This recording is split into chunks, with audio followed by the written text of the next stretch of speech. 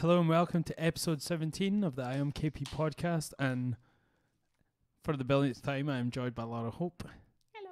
And I'm kind of ill just now, so I apologise in advance if I start coughing while this podcast goes on. And I'm also going to apologize for that in advance. I am slightly less ill because I gave Darren my cold, so I'm mostly better. You almost sabotaged the podcast inadvertently. Yeah. Not intentionally. Just licking all the cutlery and putting it back in the drawer. I told you not to do that, actually. I'm sorry. So first things first, we watched a movie at the start of the week that has been talked about a lot recently, actually, and it's the Justice League. Oh yeah, I was like, what movie did we watch? Yes.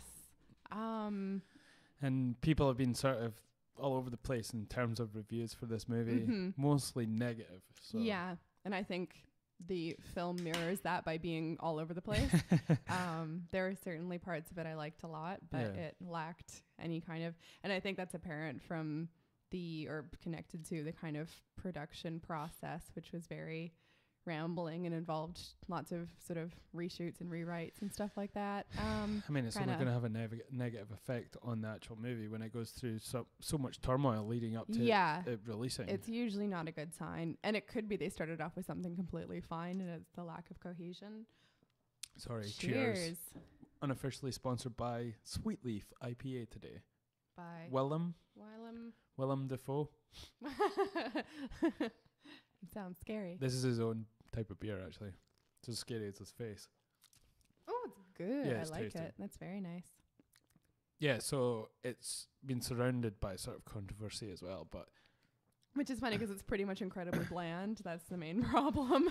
I mean, that's all you can really say about it. It was really bland. And I feel it because I really, really like certain aspects of it. I'm in love with Wonder Woman. Yeah. She's the best. I adore her. It felt like they lost the spirit of her in Wonder Woman, the movie, in this movie, because she just seemed a bit more generic, and everyone else that was in the background of her movie were all sort of sexified, you know. Yeah, and her as well. Like, her cleavage suddenly showed up to this film for no real reason. And it's not like cleavage is fine, but it's not in keeping with her character in the standalone film. And a non-existent skirt as well that she was wearing. Oh yeah, just everyone's costumes got like to be, you know how you get like the slutty Halloween costumes? Everyone is dressed up as the slutty Halloween costume of themselves. Yeah. Which was disappointing. Probably more so with Aquaman.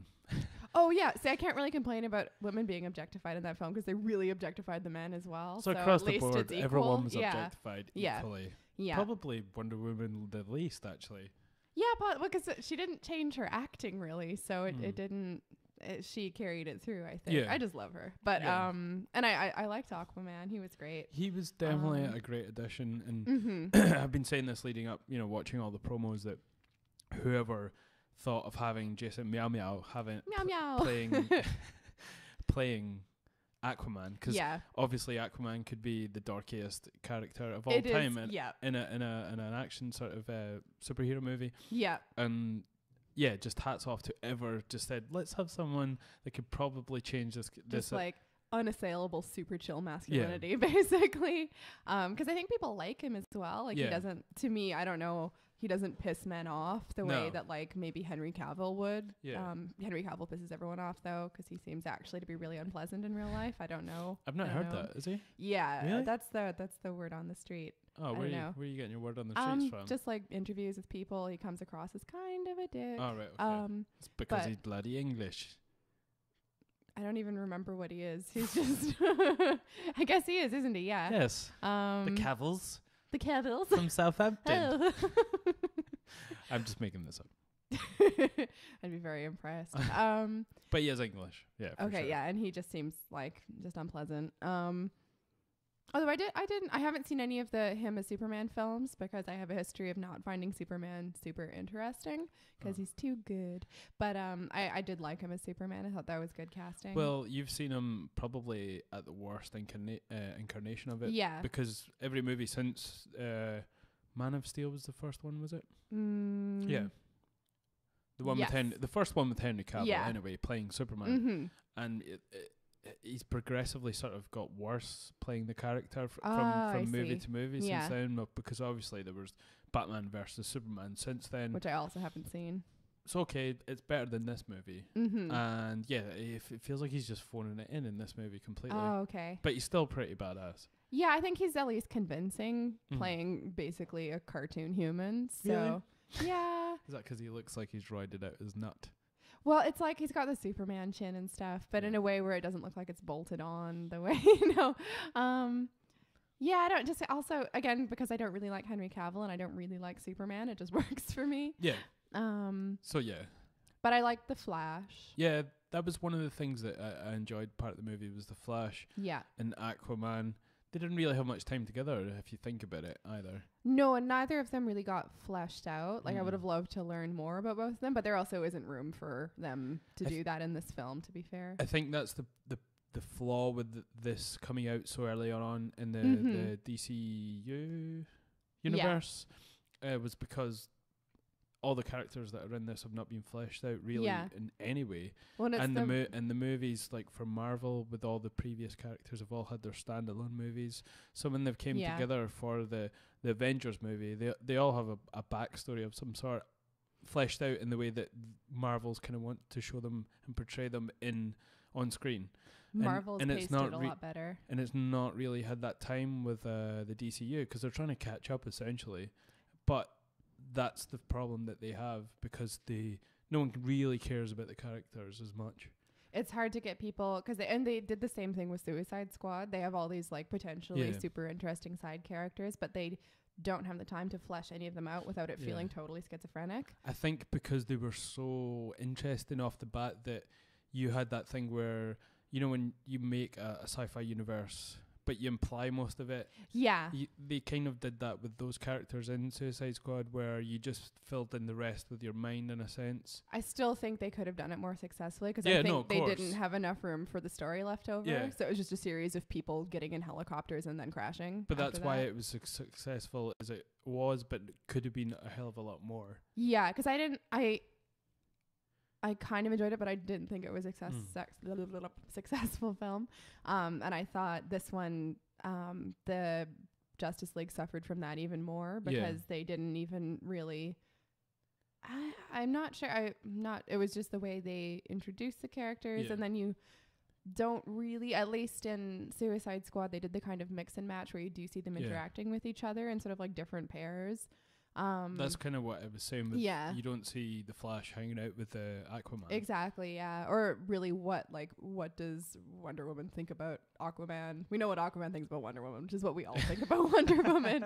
And most women think about Aquaman as well. Yeah. But no, they don't really. And then Batman's their like weird dad, basically. I thought a lot of people criticized Ben Affleck's performance as Batman as being sort of a washed up dad. Yeah. But I thought that was exactly how he should have been, essentially, because he's the one. He's just like an aging human. Yeah. And he has Affleck dad bod. He does, and I think that's perfect for the character, to be honest, because like Bruce is getting older, and I don't know. It just seems a bit sort of hokey and weird. To me, it just didn't hit, but I know what you're saying. I think because I like that it wasn't polished compared to the rest of it. It was like CGI to the gills, and it just was like kind of shit, but in a way that I liked that part of it. It was kind of strange because Affleck kind of had all-round praise for his Batman in Batman versus Superman. Right. That seemed to be the only saving grace of the movie, apart from Wonder Woman coming up at the end. Yay. And so it was kind of weird just to see him phoning it in this one. Like everyone just seemed like they were phoning it in as well, I feel. It would be so hard to act in a film like that with all the green screen and acting to people who have tennis balls glued all over them. I can't. That would bum me out so much as an actor. But it seems to be the normal sort of evolution of movies now. And it is, I mean, is this the kind of half-hour acting we're going to get from now on because of these big budget movies that are going to be purely CGI? It's a good, like, it is part of the craft now that you do have to learn to act with that type of interference or whatever you want to call it. It's kind of part of the deal now. But I do think often it does not come across as very authentic. Yeah. I think you can use CGI really well, but you can also use it really poorly. Or when you start to build stories around it, like, we can do this. Everybody needs to, just because you can doesn't mean you should talk. Yeah. And this movie kind of felt, thinking back on it now, it totally was a complete sort of hot mess at points. For sure. And there's two directors. It was Joss Whedon, who's the Avengers, and he was brought in later, as far as I know, to reshoot it. And then it was Zack Snyder that did most of the movies, and he's kind of been panned a little bit because his DCU universe is slightly darker than Marvel. Yeah, which DC is darker than Marvel to me, but I mean, Batman, you have to make it dark, or it's just going to be laughable. Yeah, exactly. Yeah. Otherwise, it's a human in a bat suit. Yeah. That's bad. They do point these things out in the film, like they do, and I feel like maybe, I have no idea, but that's kind of the Joss Whedon touch. He's always good on the sort of like weird kind of meta things like that. Like, hey, it's weird Aquaman is a superhero. Let's maybe not ignore that fact, but kind of try and draw some strength from it. And one of the things that sort of really struck me is when you're first, the spoilers, sorry, is when you're first introduced to Aquaman, and he goes to whichever Scandinavian country he goes to find Aquaman to bring him on to the Justice League team. Batman does go to, Batman. And so when you first start to get introduced, he says his real name, which is something Curry. Oh, yeah. And some normal dude name. I can't remember, like, actually. It's the name in the comic books. Which I always like straight up ignored Aquaman. I kind of liked Submariner, and that was enough fish people for me. So was that not Marvel? Yes. Okay, that was the equivalence, because they always have these knockoff versions of each other. But Submariner was sort of like Aquaman plus like Spock, and that was great. Yeah, because you don't have feelings. Yeah, exactly. So yeah, my parents did literally call me Ms. Spock when I was a kid. But when I heard his name, that was what he said initially, and then Batman, Ben Affleck kind of said it as, the Aquaman, like it was some sort of moniker. The Man of Aqua, yes. Yeah, it wasn't like that was his actual sort of, superhero name. Oh yeah, it felt like a moniker, but at the same time, it was, I want a backstory how this guy with such a normal sounding name could then, who looks like he comes from whichever Pacific Islands that he comes from. Meow Meow Land. He becomes Aquaman, and I want to know that now. Yeah, it's good, and I assume they are doing an Aquaman film. I'm not too schooled up on which ones they're doing. I know they're doing the Wonder Woman sequel. Yes, I think a Flash one. It makes sense. They'll do films for all of them in terms of they want money. Yeah. And the Batman, supposedly Ben Affleck has said that he's not returning as the Batman. Well, once they get through all the rest of them, he's going to be about 70 by the time. That would be great. I'd watch that. Although I guess that's basically that one with Michael Keaton in it that I haven't seen yet. The original Batman? No, the one that came out a couple years ago. Birdman? Yeah. Okay.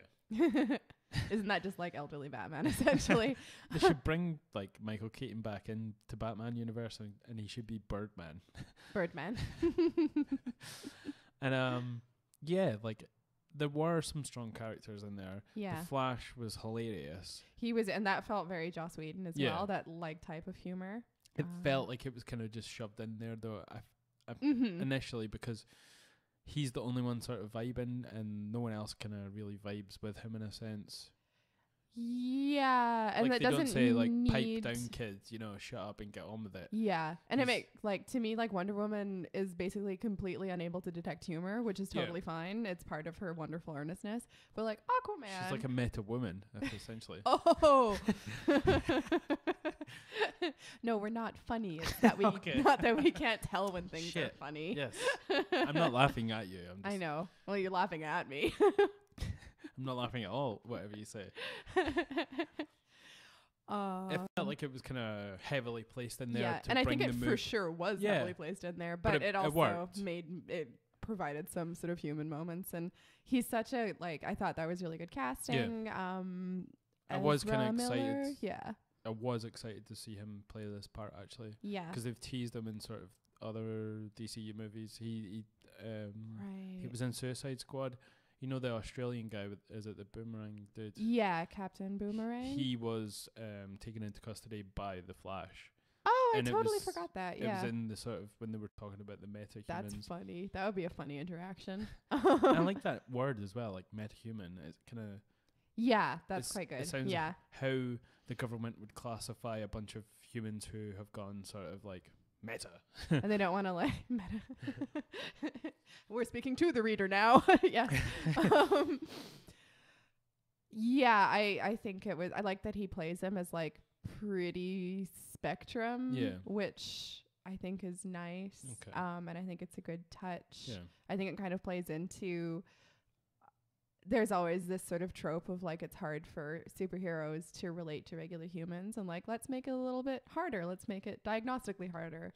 I don't know if that's the intention, but that's how it came across to me. One of the things that slightly annoyed me about the Flash was the scenes where he was actually running at speed. Yeah. Now, I don't know if this is because he's not very good at running in real life, but the actor who, what's his name? Ezra Miller, I think. That's the guy that plays the Flash. Yes. I don't think he can run in real life, or he's not good at pretending to run, because when he's running at high speed, he looks like the goofiest person I've ever seen. Which I don't think has to detract from the character, because the Flash's superpower isn't being really good at running, it's being really fast. So he could run really goofy and still be really fast. It's not because he's just really good at running. There's going to be a little bit of drag if you can't run proficiently. And maybe that will be part of his Flash film, is they'll actually teach him to run. We've noticed you kind of flip your hands around. You don't need to do that. Well, no one will be able to see him because he's running so fast. So no one can critique. Superman can see him. Oh yeah, Superman will have to teach him how to run. Yeah, but he's a bit of a anyway. Yeah, no one can see him when he's at high speed. So probably that's why he just runs like a total goofball. Maybe he doesn't know. Yeah. But he seems like a nerdy sort of person. Like that seems like how that kid would run. He wouldn't run like, you know, an amazing sprinter or something. He'd run goofy. Okay, so that's enough on the sort of the things that did work in the characters. Yes. What to you didn't work in this movie? Oh, the villain. Yeah. Too much. Just not enough. Steppenwolf, which is too bad, because it's like, how often do you get like a cool, like it's. It was so good to get sort of like a named and relatively kind of humanoid villain, like, oh, that's going to be really cool. And then his motivation was so wacky, and just the CGI, I couldn't believe him when he had no real weight to him, either seemingly physically or in the story. Yeah. Like he just wasn't threatening. And initially I thought he was pretty badass when he landed on the Amazonian. Yeah, before you've had a really good look at him, the first scene with the Amazons. Yeah, on the Amazons island, he tries to take one of the mother boxes. Yeah, and ends up fighting off a bunch of the Amazons, and it was brilliant. It's probably one of the best battles. I like that, and the Amazons are so badass. I like anything that they do. It's so well choreographed. You know, when they're trying to take the box from him. Yeah. And then that's good. I like that. Each member that, you know, it's kind of like a batting race with the mother box. One Amazon like sends it on to the next one while she gets obviously killed, I think. And then, you know, it was quite creative the way they did that. Yeah, it's kind of like a Rube Goldberg relay race. Just like lots of different solutions to the problem of getting the box from a place to another place. And yeah, I think it's systemic of these superhero movies where the villains are just terrible, and especially when it comes to the CGI versions. And this is what's going to be interesting, the direction they take with the Avengers. Yeah. Because obviously Thanos, what's the guy that plays Thanos? Oh, is it Josh Brolin? Josh Brolin, yeah. He's a good actor. Yes, he is. He's played all the parts that we've seen of Thanos so far very well. Mm-hmm. But all the bad guys that we've seen so far have been completely CGI'd. Yeah, and they get to the point where they're trying to make the big bad, and they decide everything needs to be bigger and voices need to be deeper, and it just doesn't come across as sort of authentic or threatening at all. Yeah. That's why I didn't like the end of the Avengers when they opened up the sort of wormhole, and all the big massive, you know, armored worms came through. Oh yeah, I didn't like that. And I just didn't feel any attachment because they were just lots of CGI, you know, bits and bobs getting attacked, you know. Yeah, it's just like it's all CGI. They're like an army of ants in some ways. Like they don't have it. There's no kind of same with the bad guy as well. There. In that one, it was just even Ultron. Yeah. I mean, Ultron was pretty. The bad guy was pretty good. Yeah, because it was James Spade that played him. Spader. Yeah. Spade's a spade. Call a spader a spade. God knows strings on me. That is a brilliant. That was good. I like that. Yeah. But that wasn't. I still like the first Avengers film the best. So just to wheel it back, Steppenwolf, the bad guy, was just like you say, it didn't have any sort of gravity towards it, and and I can feel like they made maybe like maquettes or something of him in the studio, and they're like, yeah, that guy looks like, you know, a humanoid badass, and then once they actually bring him to life, it's just like he looks kind of unfinished and cartoony, and his eyes are too far apart, and it feels like they didn't spend enough money on sort of bringing that actor's personality through the CGI. Exactly. Yeah, it felt like they made him from scratch. It didn't feel like anybody was home in there. And he didn't seem to. Everyone he fights with basically equal difficulty, like not super hard but not super easy. And it's like, so what's your deal, buddy? And I kind of liked his flying monkeys, the creepy dudes, the parademons. I kind of like them. I like them again more before you really know what they are, like the first scene when Batman finds one and it's like, what the fuck is that? And I quite like them then, but it's again, they can't make up for sort of middling quality with just tons of quantity through CGI. It doesn't work for me. But yeah, that was probably one of the biggest flaws in the movie, is Steppenwolf just didn't. And well, if we're going to talk about the biggest flaws, one of the worst things about this movie, and it's just so hard to watch, it becomes cringeworthy eventually, is Superman, aka Henry Cavill, has to wear in his contract for one of his movies, he has to keep his mustache. Yeah, he has a film coming out and he's required to maintain a mustache. And in this movie, they had to CGI his mustache out while he was competing on all these scenes as well. So it's just, he has this strange grimace in his face. Well, it looks like his lips are sort of all over his face at one point. Yeah, he doesn't always look entire. Like in the first scene you see him, I'm like, is that the same actor? It's terrible. That was such a bad, In the comics, he's supposed to have a beard when he comes out after being dead for so long. Which I think would be quite cool. Yeah. And they could have got around that by just giving him a beard. Yeah. And they, you can do that. You can do it old school. Just stick one on him. Make him grow one and then shave that, but not the mustache. I know. Spend.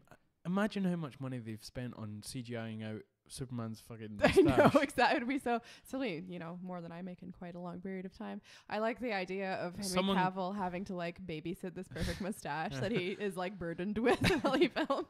Imagine him being on set with this mustache. He must have looked terrifying. It's like some sort of L.A. noir detective, dressed up as Superman. Superman with a beard is fine, but Superman with a mustache is really weird. Sorry, I mustache. Oh no. Oh, he'd look really pervy with a mustache and spit. There are not a lot of superheroes with mustaches, are there? No. Certainly not spandex wearing ones. It's off-putting. And there's sort of there was a new wave of type of comics during the 80s, and they reinvented a lot of heroes during the 80s, like Thor got an uplift and whatever. So you think there would be a lot of mustache touting superheroes that have came out. Is there any from Watchmen actually? Oh, I feel like there is. Does the comedian have a mustache? Yes, that is it. And he, again, pervy. Yeah. That's who would have a mustache. Slightly more than pervy. And I feel like, slightly more than pervy. Pervy by nature. For anyone that's predatory by activity. That's funny. Imagine if spoiler alert for anyone that's not seen Watchmen, obviously the comedian kills himself. But imagine it's set place in today where he all the allegations were coming out, and that would actually be so on the nose. Yeah, because that's exactly what would happen is if we lived in Watchmen world and we had superheroes or former superheroes, that would certainly be part of it. Our superheroes are actors in a sense. They are people that don these sort of identities to take on crime on screen. That's probably fills that spot. And imagine it would only be just a magnified sort of version of that with real superheroes getting, from the 80s allegations about them, doing whatever. Yeah, a certain number of years ago, this thing happened. And that was basically the case with him textually in Watchmen. It was stuff he'd done in the past. Yeah. Yeah. Well, he said that was the thing, he did terrible things. And I wonder how much, which part was what he was talking about, or was he just That's talking a very in general? good point, because I don't remember it. It's been a while since I saw it or read it. You've read it more recently. Yeah. It's the first time I'm reading it, actually. It's a brilliant book.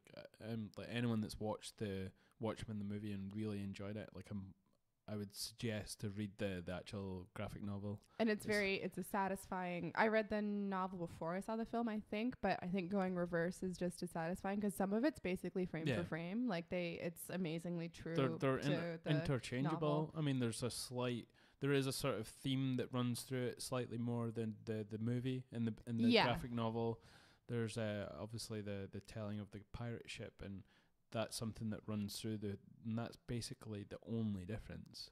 And it would be really interesting. I'm sure they discussed including that, and I wonder what their discussions were. I'd be because it's an important part of it. Yeah. Anyway, but I like the graphic novel, and they even have the same kind of atmosphere or vibe, like the mood. Yeah. To me, just comes across exactly the same way. I think universally it's sort of seen as one of the best true to book sort of adaptions ever. Yeah, and I think it's interesting because I think you can't always make a good film out of a good book, but I think in that case, making it basically some of it's really almost frame for frame was very successful, and I wonder what it is about the graphic novel that makes it such a successful. I think maybe it's because the problem with novels is obviously they're telling, they're not showing. Yeah. So it's very hard to figure out how to and what to suggest in film and how to communicate the information that's communicated by text or dialogue in a book. Whereas with a graphic novel, you already have the formula there for you to a certain extent. Yeah. But that being said, not all adaptations of graphic novels or comics are successful, as we increasingly discover. Was Mary Shelley's Frankenstein a graphic novel? Not originally.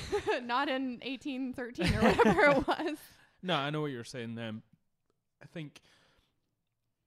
don't think it was something revolutionary what the movie did. I think it was how revolutionary the actual Watchmen novel was in terms of the way the scenes were, and they lended themselves so much better. It is very cinematic to cinema, and I think that was an easy one to pick out and use that as your sort of something to follow. Yeah, and it's fun. Yeah, it's interesting. I think a lot of, again, back to sort of novels or literature that are written in the cinema age are actually harder to adapt to cinema than things that are written pre-cinema. Like talking about Mary Shelley's Frankenstein, or how much success they've had adapting Jane Austen novels to film, or Dracula or whatever you want, because the sort of level of storytelling is different. They expect more of their readers. I think they expect you to make connections that a lot of modern novels kind of need to lay out for you. Yeah.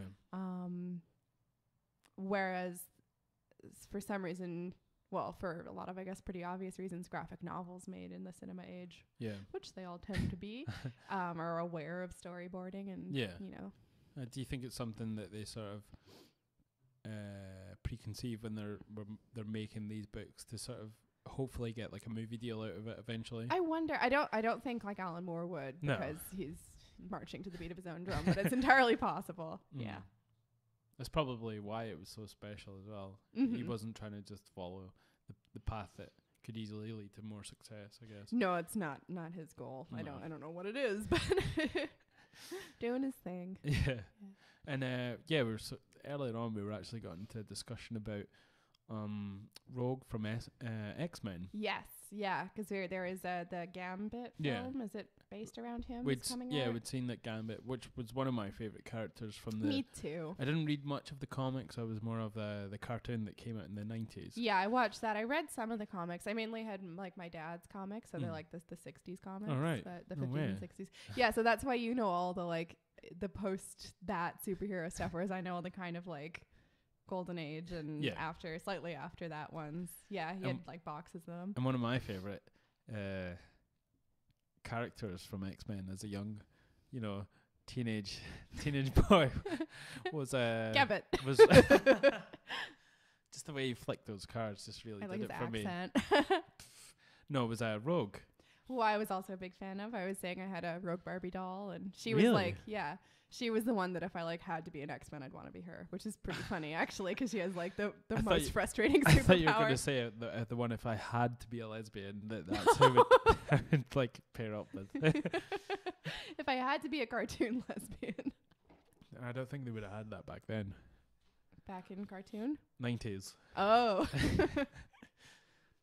But yeah, we were sort of deliberating about who we thought could play Rogue in another movie, because me personally, the actress that they used to play in the X-Men sort of movie series, Anna Paquin. I wasn't a fan of her. And I really like her, but I didn't like her as Rogue. And I also didn't really like what they did to her character. They took a lot of her chutzpah away by giving her sort of mutant existential crises. Like, I get that her power sucks.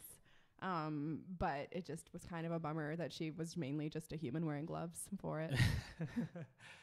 Yeah, because you never see her really evolve through her powers. Basically, she can't touch people through skin contact because she'll end up like killing and draining these people of their... Yeah, so she takes mutants' powers when she touches them, but she just kills humans, basically. And which obviously is terrible, but...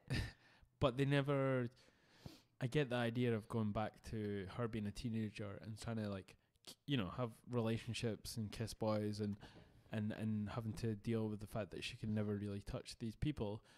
I get that, but it never evolved past that really. She never became this sort of like really... She's such a badass. I know. Yeah. In the cartoon, she was a total badass and had lots of... sex appeal. Yeah. And I think that's what just annoys me the most. That aside, I think they could have given her sort of an interesting psychology and still had her be a badass. They didn't have to kind of like decommission her to do that. Did she even have a southern accent in the movies? Kind of. Which is funny because Anna Paquin's kind of now famous for playing southern characters because of True Blood as well. But she'll always be the little girl and Fly Away Home to me. I wanted to... She gets earrings in that film with feathers on them, and I wanted to get my ears pierced so bad. With feathers? Not with feathers. That would take a long time, and it would really hurt. I think I just cultural appropriated you. Did you? Yeah, because you're an Inuit. And you stick feathers through your ears to pierce them. I'm just an inexplicably ethnic-looking Canadian girl.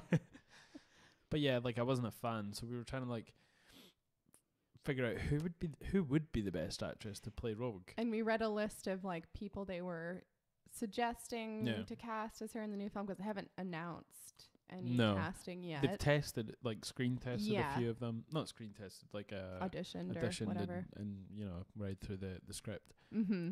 And I'm not sure, can anyone pull off Rogue? And my pick, because we went through a few of the names to suggest, and it was she's wrong, that's wrong. I thought Alessandra Daddario, and I think you agreed would be, because she's Baywatch fame. Which I haven't seen, but True Detective was the first time I saw her. And then she was in another sort of superhero adjacent one. It was one of the Percy Jackson ones, I think. Oh, the Lightning Thief. I have a mini stroke before I can finish the title of any of those films, so I'm not sure. I think anytime there's an and, I'm done. Basically. She was quite young in that as well, I think. Yeah, she is quite young still. Really? I think I think she's not. I think she's younger than me. My only sort of basis of where I know her from is an episode of It's Always Sunny, and she's brilliant in that as well. And she falls in love with Charlie. Yes, but she can do voluminous hair. She's got super intense eyes. Voluminous skin. That's like a pug has voluminous skin. That just means a lot of skin. I didn't want to just say she has large breasts. Yes, okay. But she's leggy and she could look athletic. True. And she's she can be sexy without being Yeah, she's not trying to be sexy. She just is. And she can act. So well, she can. True Detective, she can act. I've never seen True Detective. You need to see the first season of True Detective. I think that would be a good pick. If they can sort of volumize her hair in a sense, then they can. CGI probably. Oh my god, hairspray, it's fine. But yeah, that was I love doing imaginary casting for things, and that is my pick. Do you know that supposedly they're picking what's his name? Channing Tatum. Which because I really like Channing Tatum, I think he could be Channing Tatum. I think he's really funny in things, but in spite of the fact that he's objectively super attractive, I find him deeply unsexy for some reason, whereas Gambit is super sexy. I think he has to be more sort of European. I mean, I know he's from like the Bayou. The Bayou. Yeah. But he does have that sort of French sort of. Yeah, he has that kind of like cheeky. Yeah. And it's just wrong for in his face is all his face holes are too small. He looks like, I've said this before, but you know the wall sloth meme. He looks like the wall sloth of himself. Channing Tatum. Yes. And he just looks so like he's too all American to play Gambit. And I think he could get the funny cheeky thing in there, but I just don't. Can you imagine Channing Tatum doing his shitty Bayou accent? Like, oh God, no. Like his drawl. I think if you could put Channing Tatum's personality in like, oh, come on, brain, you can do it. Ridiculous person, actor, Trump. Cheekbones. I'm having a seniors moment. That weird CGI chick. Pineapple Express. Oh, James Franco. Yeah, if you could put Channing, I don't know why I'm having like a little seniors moment there on James Franco. If you could put Channing Tatum's personality in James Franco, I think they collectively could play Gambit. I think he has too small a frame to play. I think if you also put Channing Tatum's workout ethic in there as well, then true, yeah. So we just need to somehow create a James Tatum or a Channing Franco or something. Channing Franco. Channing Tatum's Franco monster. Frankenstein's monster. Yeah. That's an abomination right there. Definitely. So we're also talking about recently me and Laura have sort of individually been following this guy who's doing the head transplants. Yes, speaking of potential abominations. That's not really what I mean, but I'm sure that's what. That was the segue for me. That was a good segue. I went from Frankenstein to someone who literally is going to replace their head. Yeah. And I always think, I mean, it started out that it was going to happen in Russia. There was some sort of guy, I guess, I suspect, that had a lot of money who has some sort of spinal or wasting disease. Yeah, remember his last name was Spiridov or something like that? Yeah. And he essentially was saying that he wanted to be the first person to have this head transplant. Yeah, he has a very terrible and irreversible kind of condition, and he's disease. Increasingly basically losing control or use of anything below his head, and I gather it's getting worse and worse, and his lifespan isn't going to be very long. And so it's all kind of sort of changed in the last year, and sorry, I'm just thinking about the Frankenstein thing, which is terrible. But I mean, it's not. But I think that we'll get there, but it ties into a lot of people's sort of queasiness about the subject. But my sort of like early sort of thinking about when I first heard that someone was going to get a head transplant, my thinking was that someone was going to replace their head with someone else's head. You don't call it a head transplant. It's because it is the foreign item is the body. It's not the head. But when you get a head transplant, you think you're transplanting your head. You're going to get No, you think. Because transplanting you get a new head. Exactly, that's what transplanting your head would be. If you're transplanting your heart, you're getting a new heart. So it should be a body transplant. Exactly. So I think there's an initial semantic concern. I'm just looking up the name of the surgeon who's doing it because we're going to talk about him a lot, and I cannot remember his name. Is this the Italian surgeon? Yes. Tommy Wiseau from The Room. Just about. Same sort of unself-aware absurdism.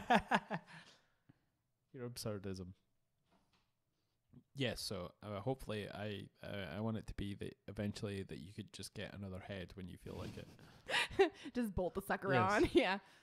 Which begs the question, where does consciousness lie? You know, how many parts of the ship can you replace before it's not that ship anymore? That's the old kind of sort of object ontological argument about the one I learned was the hammer. If you replace the head of a hammer and then like the handle of a hammer, is it still the same hammer or not? Yeah. I think that's what sort of makes people, I think that's when when you can break down things that in the way, like most people would say, yes, that's the same hammer, like, but because it's like not theoretically or and I think that's getting deep. I think that's like one of the symptoms of being human and sort of being able to look at things that way, like, you know, like it symbolizes something more than. And I think symbolism means something more to humans than it does to sort of any other sort of animals. But I think it's also easier for us to symbolize things like hammers than it is to symbolize humans. Yeah. Like, because we're... but I mean, like, with you changing the head and the hammer and the shaft, symbolically, it's still the same hammer. Yeah. Technically, it's not.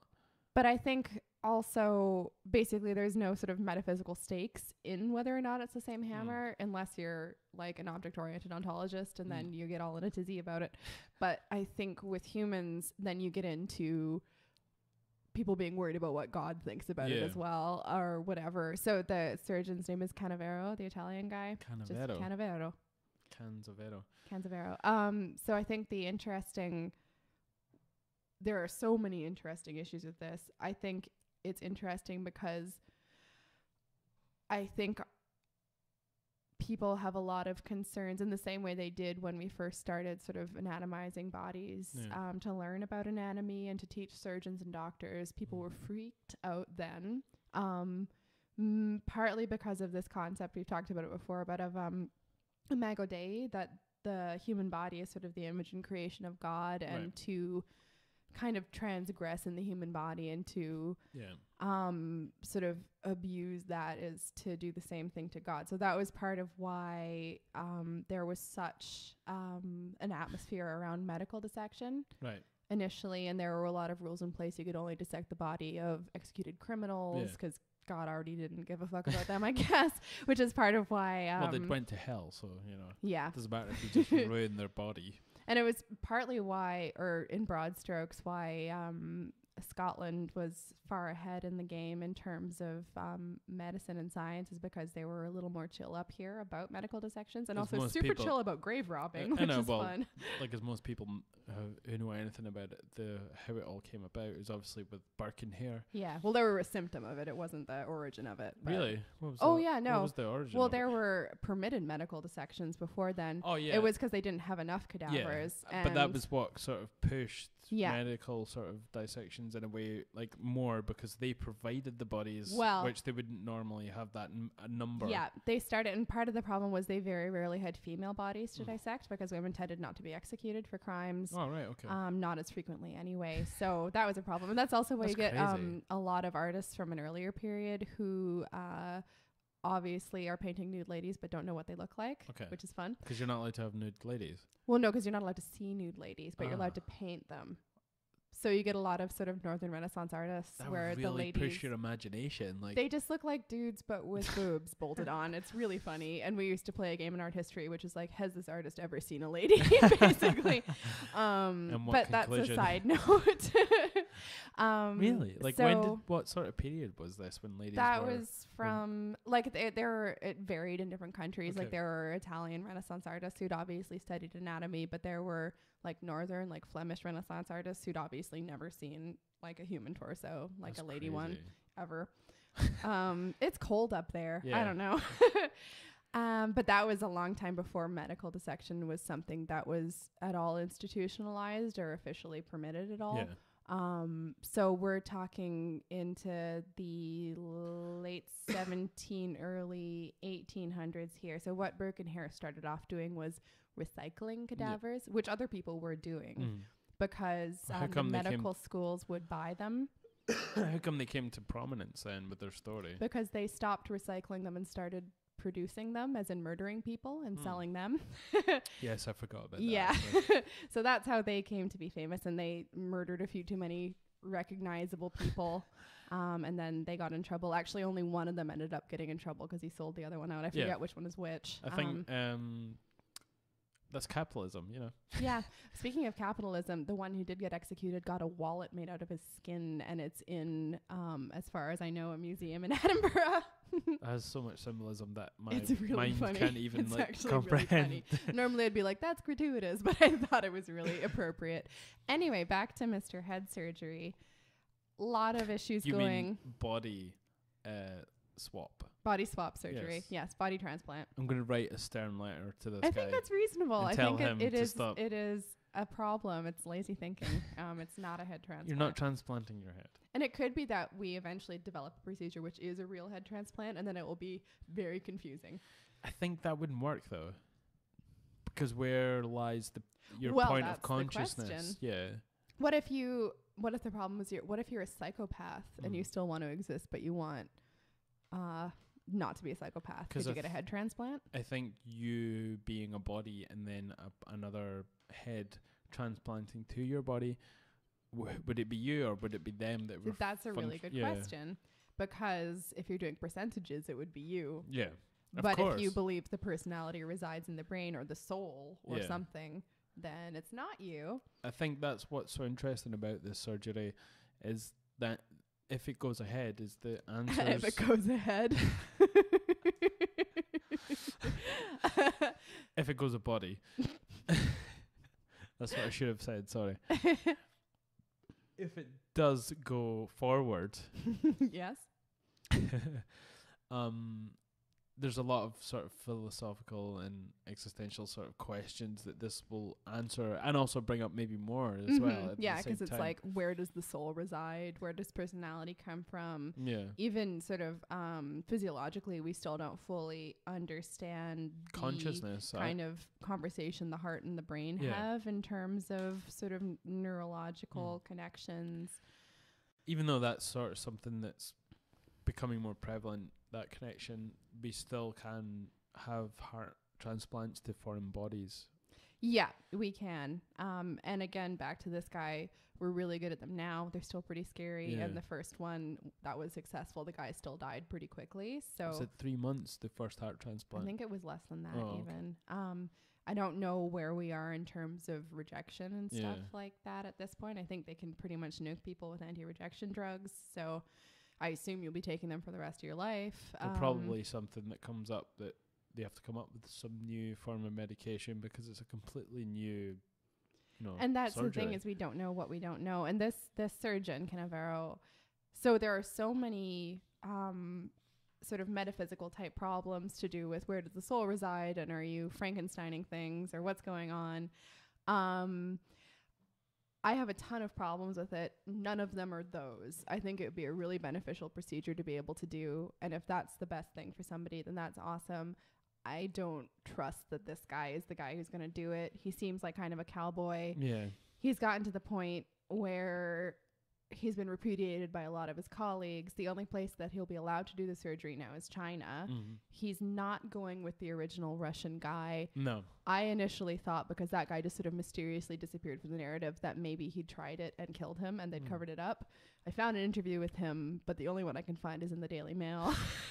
Yeah, so you don't want to take that as gospel either. Yeah, exactly. And the explanation was that because he has to perform the surgery in China, a Chinese cadaver to provide the body for the body transplant is going to come up a lot more easily than a Russian one. I'm not sure. Why is it racist not to accept the sort of? I don't know. That's really weird. Guy that's a black. And I'm not sure. Like, if you want, what's the big deal? I don't really know. And the other problem I have with that is, surely it's a lot harder to find the head donor than the body donor. Yeah, totally. So I don't know. Maybe they're burking hair in it, just like killing people. Maybe, yeah. But you've got to want the head guy to be into it if you want him to survive, because otherwise he's going to wake up and say, "Hey, y'all cut my head off." Yeah. And that was an angry bunch of people when they woke up as one person. My other problem, my problem based on doubting this surgeon's kind of self-aggrandizing chat, is that a lot of the therapies he's dealing with could be really beneficial in terms of healing spinal trauma. And it would be really a shame if that goes down with the ship of him probably protractedly, brutally murdering someone.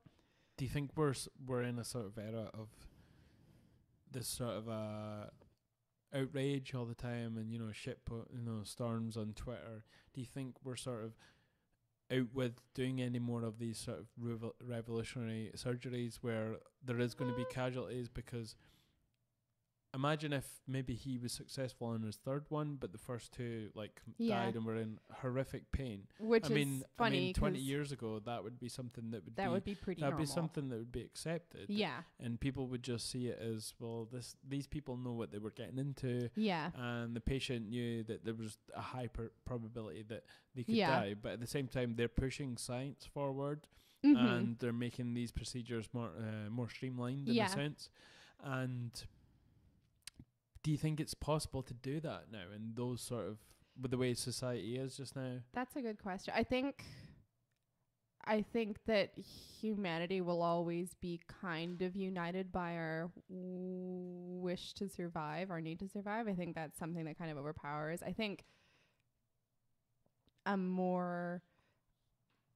the problem will be is if this guy is actually a maniac. Obviously, that's going to be, we're going to hear a lot about that, and it could kind of, because, I say that, but then I think of the anti-vaccine movement, which is totally counter-survival. Yeah. And basically is sort of the byproduct of an early form of sort of shitposting and general internet paranoia. Yeah. I don't know, to me with the body/head transplant situation, there's something in it for everyone to be freaked out by. Yeah. And it still does seem to be something that is going to happen. They have done, the headline was a successful head transplant, and it turns out it was on a cadaver, which basically means we hooked it all up and hopefully it'll work when we do it on a real boy. So this is the sort of the news on it in the last sort of 2 weeks. And like you said, they basically performed this on a dead cadaver. Yeah.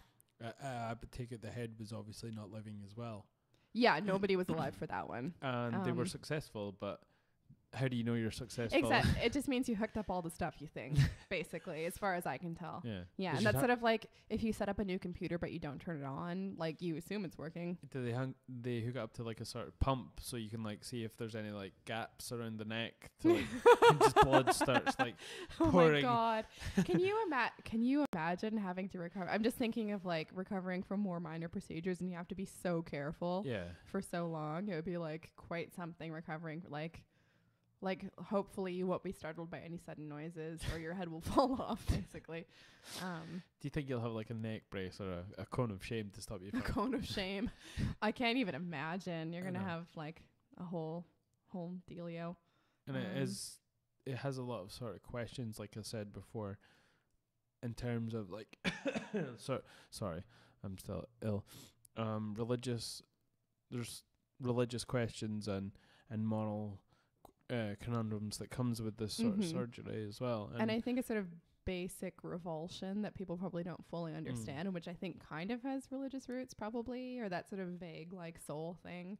I think it narrows the gap between God and, not God as well for people, because essentially your whole body's inhabited by God, I guess, if you're religious.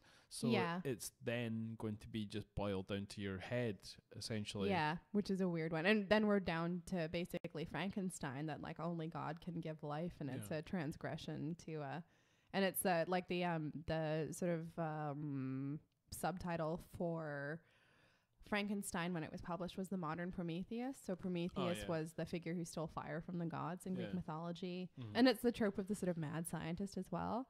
And I think there can be people who are viewed as mad scientists who are doing really good work, but I think there can be people who are viewed as mad scientists who are total maniacs. And I'm a little worried that Canavero is one of the latter.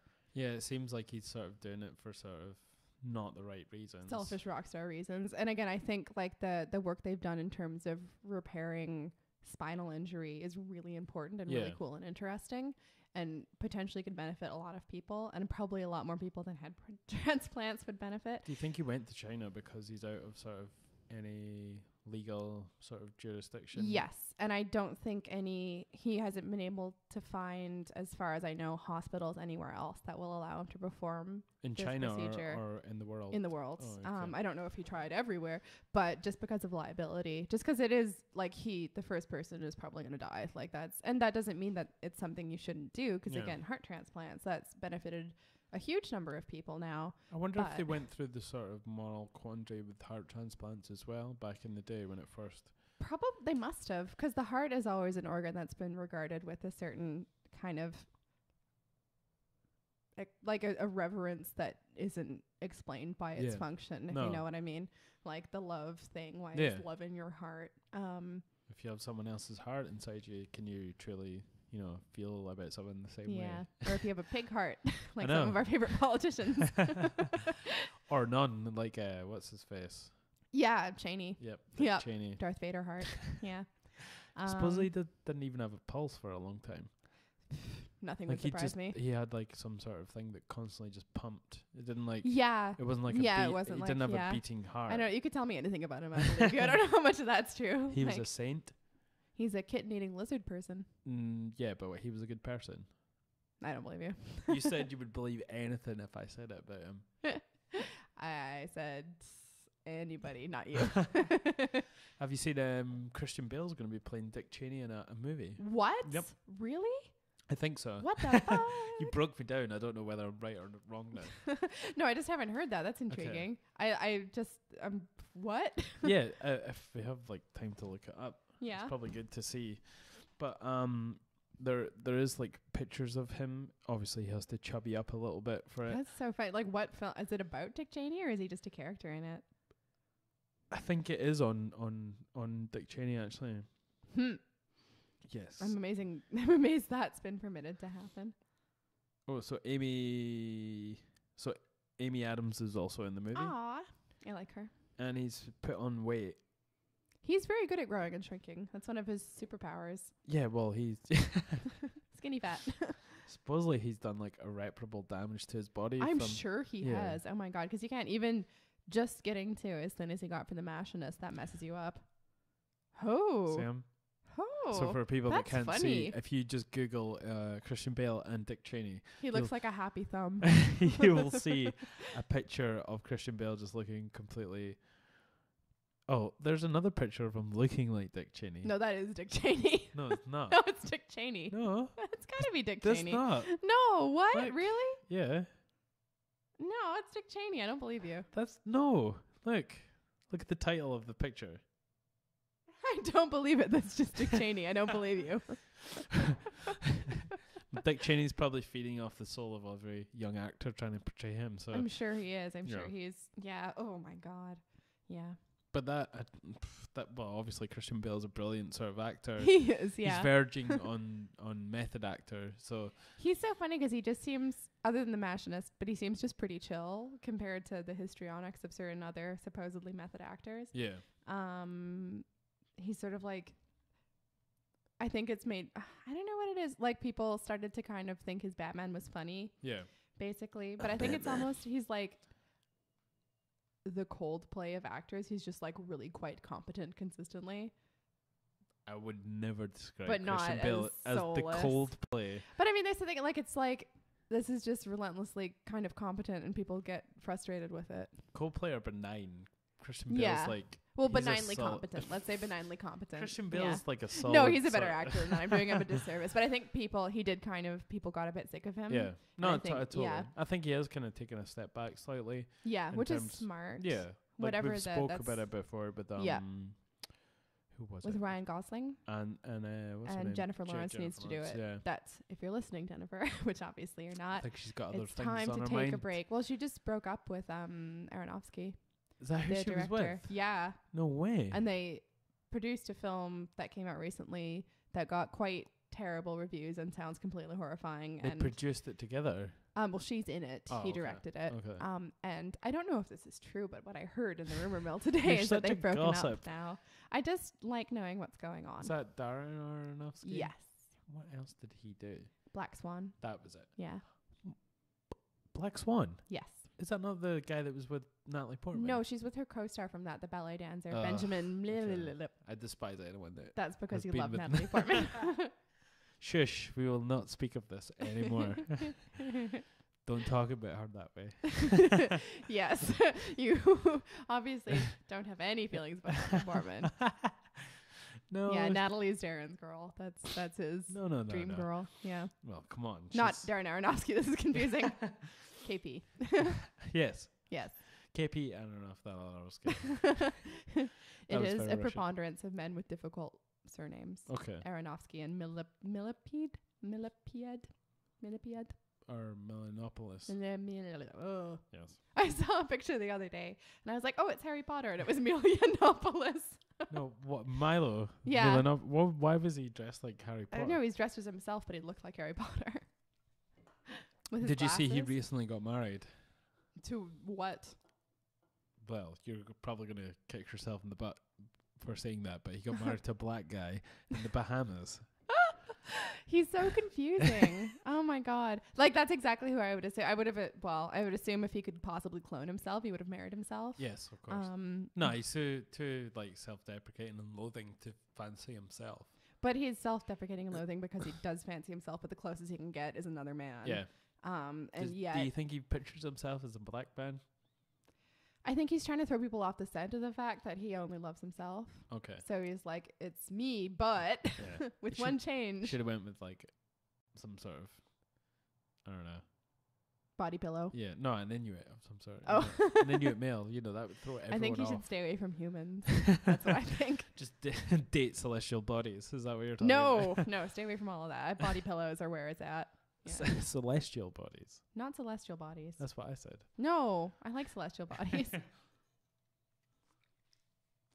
I think after all the stuff that came out about him as well, he's just completely dissolved as a personality, like a one that's in the sort of pop culture person. Yeah, and he shouldn't be an object lesson for like, oh, we need to tolerate anybody in any platform. Yeah.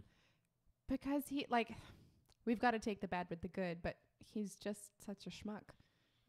It's frustrating because when I heard him speaking on other podcasts that he'd been on, I agreed with like a lot of what he said with, and then there was just completely absurdist things that he was saying at the same time, and it felt like it's hard to dissect which ones he was saying to just be sensationalist and a troll. Yeah. And it was hard to sort of figure out which ones were stuff that he genuinely meant, you know. And I think it'd be really good for him and, let's say, Gavin McInnes and their ilk to realize there's no such setting as charmingly hypocritical, because it doesn't come across well. I think I almost dislike Gavin McInnes more than Milo. I dislike him more as well, because I think Milo at heart is probably... I can feel some pity for him. He's probably... very conflicted internally, and that makes him act in odd ways. Gavin McInnes just isn't as smart as you think he is and has terrible opinions as far as I'm concerned. He definitely comes off as that.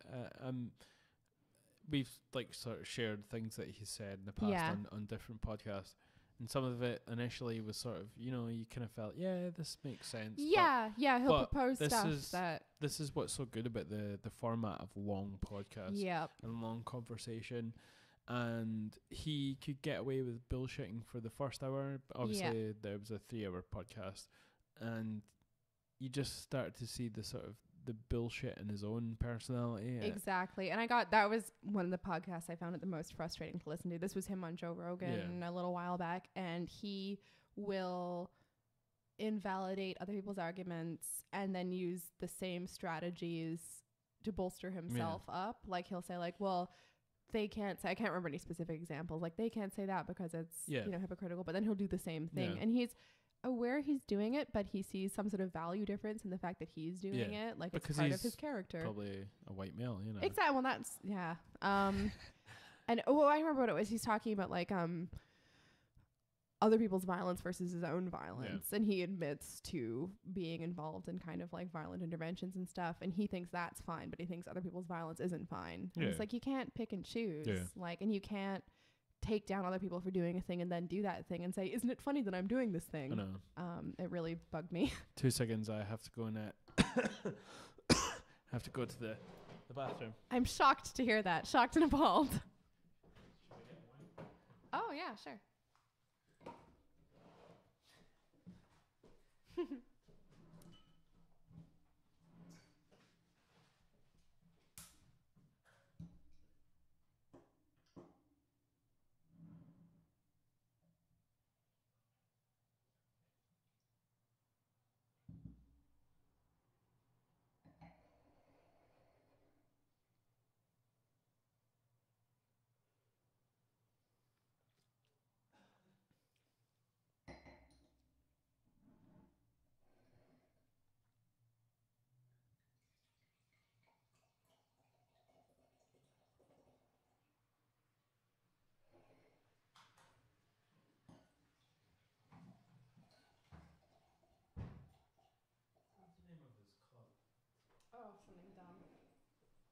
Dance tremendo.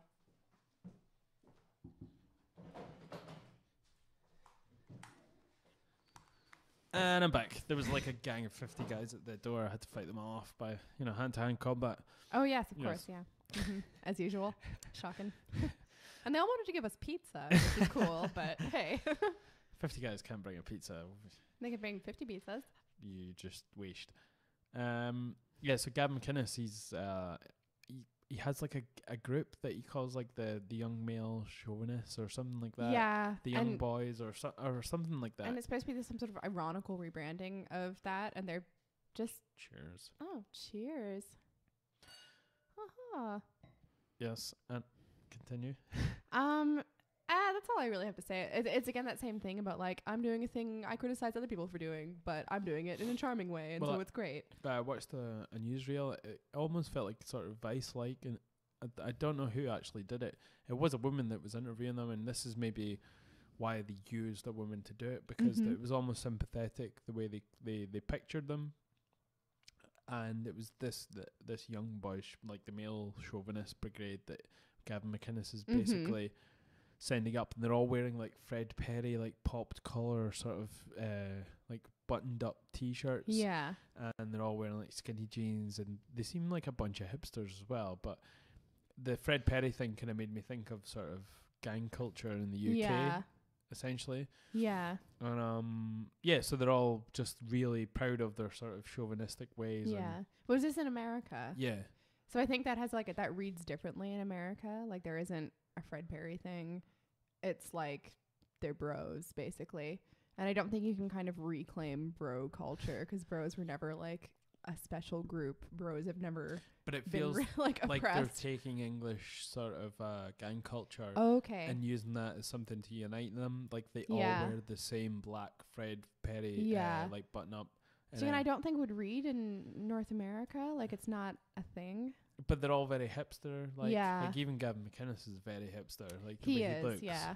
And so they're unashamed male chauvinists. They don't seem... They maybe tried to calm it down for the cameras, but they weren't overtly sort of chauvinistic. They seem to try and talk some sense out of the bullshit that they follow.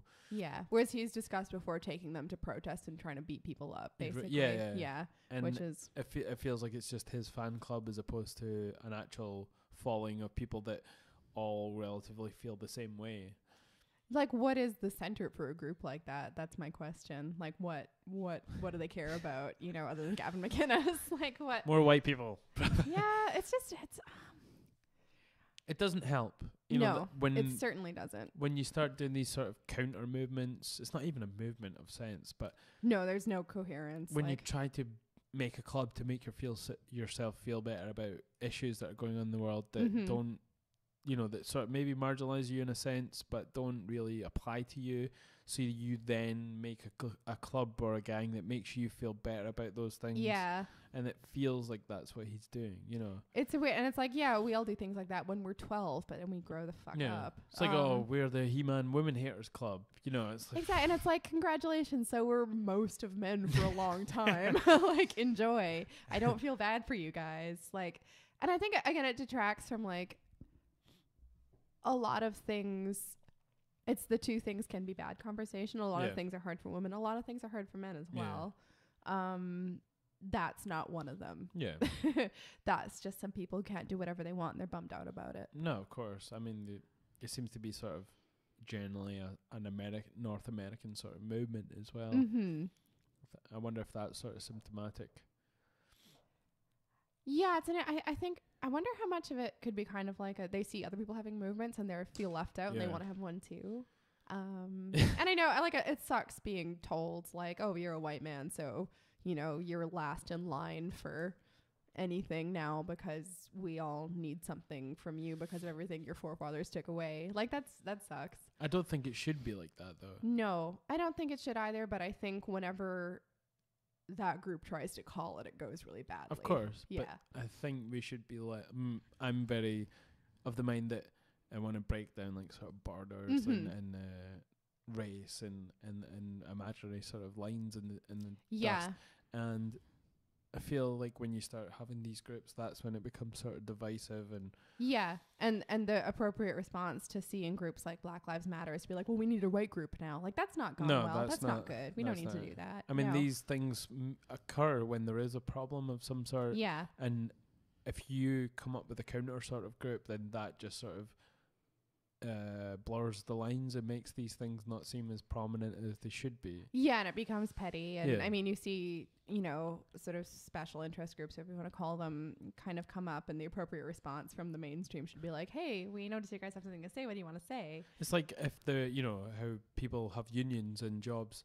Imagine if you're sort of people that were above you sort of had their own protests, like, well, you guys don't see us the same way because you're, you know, you're lower than us and you think that we owe you something, and then they start a counter movement. Yeah, it'd be so unproductive. No. Yeah, like it would never work. It would be ridiculous. Are in place to protect people. Yeah, exactly. And that's it's sort of like, it was on one of the recent Joe podcasts as well, but like this, and I tread into dangerous ground here about the discussion about racism against whites. And it's like, yes, you can be racist against whites, but it's not the same thing as other kinds of racism because there's a different history. This is something that you always talk about, and it's, to me, it's I don't get it, because where I've come from and the upbringing, some people would probably label it as white privilege.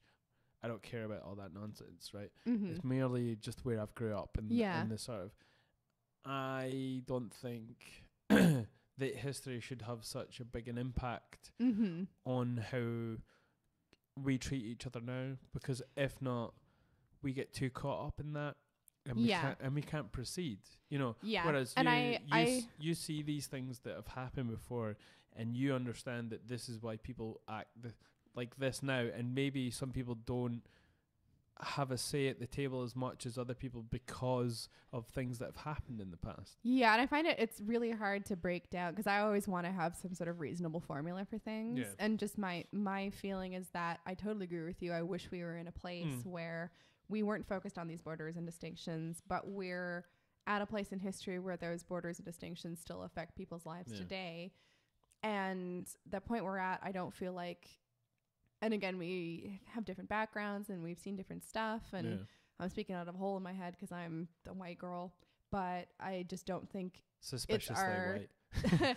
I don't think it's our turn to call it. I think white people have gotten to call it for the last bunch of turns, and it's not our turn anymore. And until we can't be the ones, and obviously not responsible for all of colonialism or whatever, but we've got the most substantial track record in it.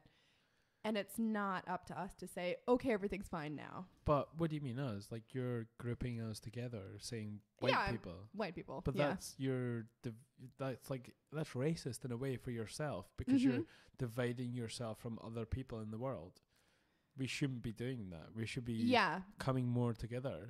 But we always come together because we're the ones historically as white people who have divided people. Yeah. It's not our turn to call that. But who says that though? Like, who says that it's not our turn? Well, that's how I feel. It's other humans versus other humans. That's all it is. Yeah, but again, you can't kick someone in the knee for 500 years and then stop and say, no more kicking in the knees, you know? It didn't happen. I know it's not you, but it didn't happen like that though. Like, we're now maybe 200 years after that knee kicking. Well, we're in the lifetime of segregation in the States. Oh, of course. Yeah. But it doesn't mean that we should be withdrawn from talking at the table. We should all be able to talk. Well, we're talking about it now. I'm not saying that white people don't get to talk about it. I'm saying we don't get to say everything's fine now. But you said that we shouldn't have the say anymore. No, I'm saying we don't get to call when it's over. Okay. We don't get to say, okay, everything's fine. Well, who does? Not us. But who does? I don't know. But that's taking. It's not up to us. That's the thing. But should we all take sort of? We can contribute to the conversation. I think it's ridiculous that fear of being racist should shut down conversation. Obviously, I don't think that because we're having this conversation. But should we all take responsibility for those things? Yeah, and part of responsibility is admitting the fact that we don't get to say everything's fine now. Who does though? I mean, that's the thing. I think everyone has to say it together, and until everyone gets there, we don't get to force the issue. That's what I think. Well, that's a very loaded subject. Yeah. I mean, we can do in our personal lives. Obviously, you're not going to treat people differently, and I'm not going to treat people differently. No. But I'm not going to say to Black people or Native Americans or whatever, stop being upset now, because it's not our place to do that. I don't think you can never say that to anybody because it's all subjective, like being upset. Yeah. I mean, some people are not upset for something that happened to them that was maybe horrific, and then other people that have not experienced anywhere near the same amount of that might not be, upset, or they are upset about something. So yeah, completely. It's all sort of relative. And that's the risk we have to run. We can't be balancing the upsetness books too carefully. Could there be no sort of standard then when it comes to that sort of thing? A standard of upsetness? Yeah. Like, can people just be equally sort of outraged and be able to make a change in sort of law and sort of regulations just because they're upset about something that maybe might not be as much as someone else? What one upset person is able to make a change in law? Like, that's not how it works. The systems we have are in place to make sure things are pretty much governed by the consensus, which still tends to be white people. I didn't mean the number of people. I meant the level of what's happening to them. Say they are upset about something that's completely benign. I'm not equating this to racism. I'm just using this. Yeah, I understand what you mean. And say someone who, they've had something that's very relative to their life. But they're extremely upset about it. But say they come from like a really privileged life. Is it relative or is it sort of subjective when what they go through? I think it's as opposed to someone that went through hardship. There's white people that go through extreme hardship. There's black people that go through extreme hardship. Yeah, there's all different. Yeah, But then does that stop debate? And then does that stop, No, and again, we're back to two things can be bad. Yeah, like, it shouldn't stop debate. Of course not. And it's not as simple as I'm putting it. I'm just like, I'm trying to get like a sort of... Yeah, I get, because the thing is, nothing will ever be as simple as, we can't have a rule for like, okay, we can stop respecting somebody's views now. No. It's another one, you have to take the bad with the good. Yeah. There are going to be people who use their circumstances as excuses for things just as their will across every population. But that's humans. That's what people do. But we can't kind of use those people as an excuse to take other people's grievances like seriously. Yeah. I think it's sort of an exhausting prospect, but it's just about being sort of open and sensitive and speaking with people. So how do we tear down these sort of borders in a way? Like, I don't know. Biologically, not even biologically, because it's that's a curious. There's not like really any distinction, really. I think just having conversations. I think that's because we can't take the government into our own hands. And no. Do you think it's gone too far? Do you think it can ever be sort of reconciled?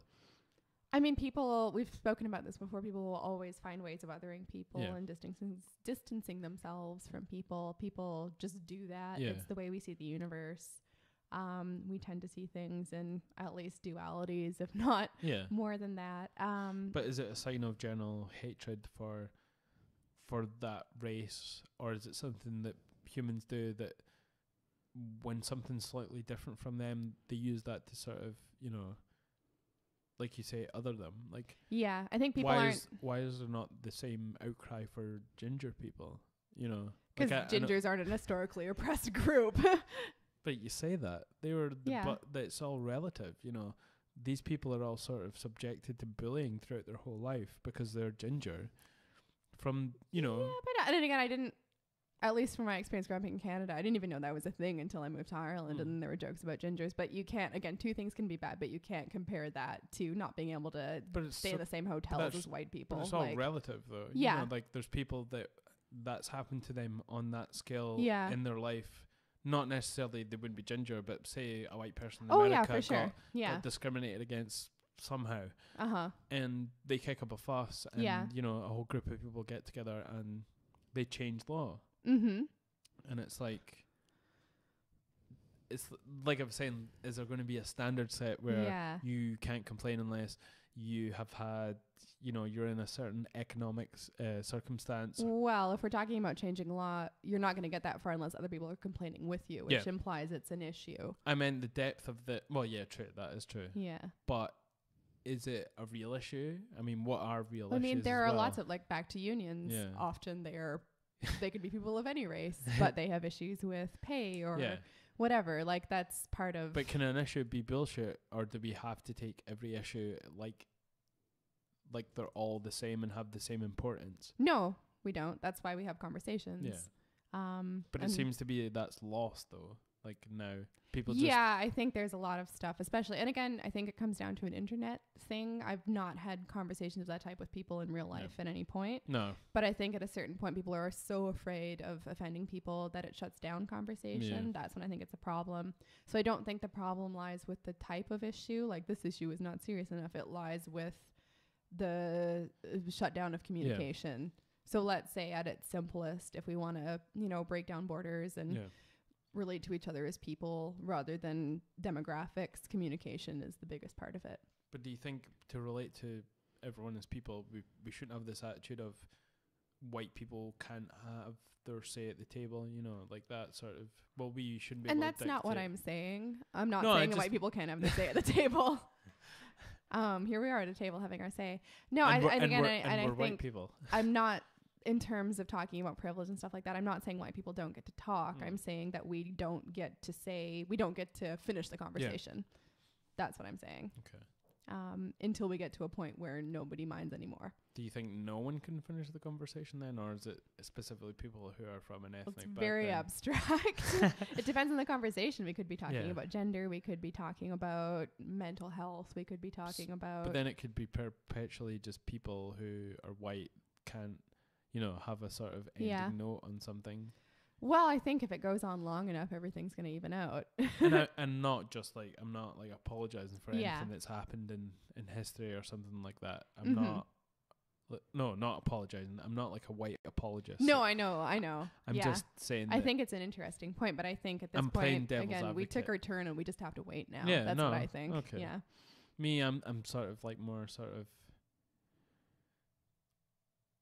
more idealistic. But I think you just want it to be... I don't think that makes you more idealistic. I think it just means you want it to be over, and I don't think it is yet. And it's not because I'm tired of it. I just want people to sort of realize that it's all just bullshit, but we put these things in front of each other to sort of just, they're, like I said before, divisive things that stop of us. And it is like this whole romantic idea or notion of coming together. Yeah, which I think is, and people shouldn't poo-poo that because it is romantic. I think it's a great notion. But why? Why should it be romantic? It should be something that we strive for, as opposed to it just being an abstract idea that's romanticized. I think part of why it's a romanticized sort of ideal is because it's never really happened before. We haven't really been even if it's maybe not a race issue, we're always other, like, let's say, like, in the army, when you're allowed to interact with anyone who's the same rank as you, regardless of their color. Yeah. But you're not allowed to, interact with people in different ranks. Okay. Like, that kind of thing. It's like, we always manage to other somebody. Yeah. And that doesn't mean gender people, it doesn't mean we have to, or that's inevitable, but it is, I don't think we should be too starry-eyed about that ceasing to happen. I think we're maybe so just caught up in our biology that until we sort of supersede that in any sense, whether it's technological or not, I don't know how else it would be without technology, but I think we'll never get past this othering because it's part of biology. We've evolved to be wary of people that don't look slightly like us. It's been an evolutionary trait. Yeah, for sure. That we've evolved to protect our sort of tribes against each other. Or even it doesn't even have to be an appearance thing. It can be the nomad agrarian thing or whatever. No, of course. I think we've evolved, though, to govern so many of our impulses. I don't think we should say, it's impossible to govern that one. There are all sorts of things we'd love to do biologically that we don't do. We're in control of ourselves. But there is a systemic problem in, say, Hollywood with people, men that are in power that have done things to women who are up and coming. Yeah, absolutely. And that's reflective of the old sort of, men being kings, or people who are guys who are warriors, and they just go in and pillage and do what they want. Yeah.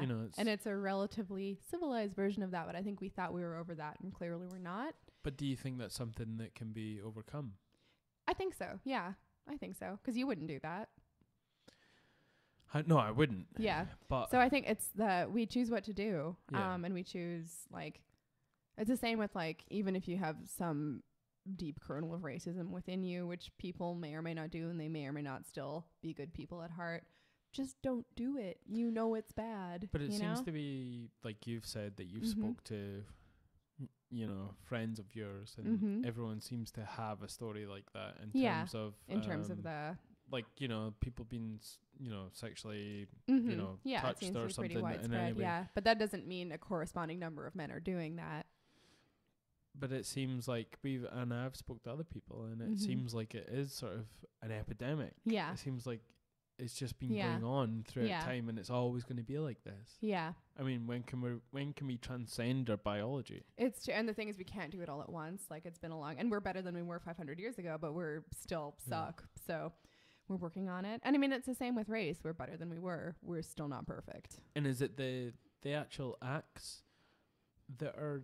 I'm getting quite abstract with this. Okay. Is it the actual acts that are becoming sort of, or have always been the same, or is it the definitions of these things that have changed that it makes it more prevalent that these things are happening? I think it's a thing. It's a growing pain. It's like we've realized these things are wrong, but they're still happening. Yeah. I think the other thing that I think it's distracting to think of it as a biological issue as well. I think it ties into biology, but it's not a sex thing. It's a power thing. And so it's not this kind of like, would say it wasn't a biological thing? No, I'm saying it is tied into biology because everything humans do is biological, basically. Yeah. But it's not this Drinking sort of... this biological wine. Yes, we are.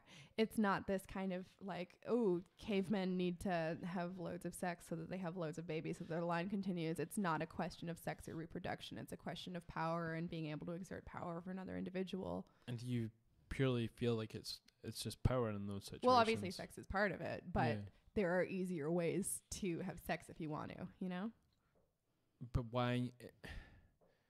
I think it is. I don't think it's a power thing. For me, I don't think it's a power thing. I completely disagree, to be honest. This is something, maybe it's just because of like how I think, but when I hear these things, I don't think it's these guys are using this to sort of exert their power over them. I think they're using their power to have sex. Yeah. But I don't think it's them trying to demean these girls in a way that's because I'm an all-powerful entity. No, that's not what I'm saying. They're using they're using their power to make these girls feel like they want to have sex, That the girls want to?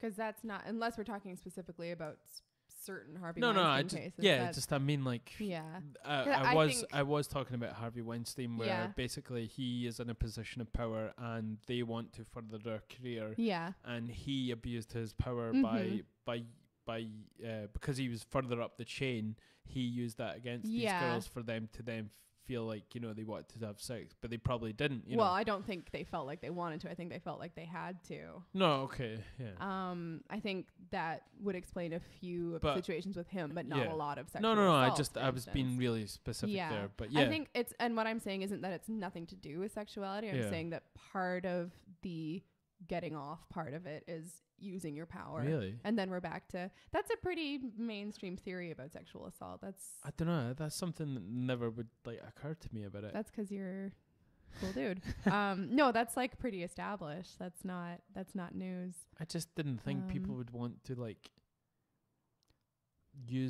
didn't think people would want to feel powerful by making these women feel inferior. I didn't know that was... I don't think it's anything to do with how the women feel. I think it's with how the men feel. There's a bit how the assaulter feels. Us and them, and there has to be sort of some feedback from the women though, for them to feel like they're powerful. Maybe. Well, it's knowing they can make someone do something, basically.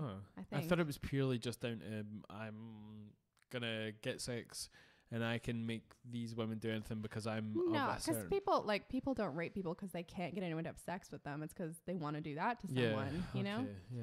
And same with somebody like Harvey Weinstein. Like, if he wants to have sex with somebody, he can. He doesn't need to make somebody.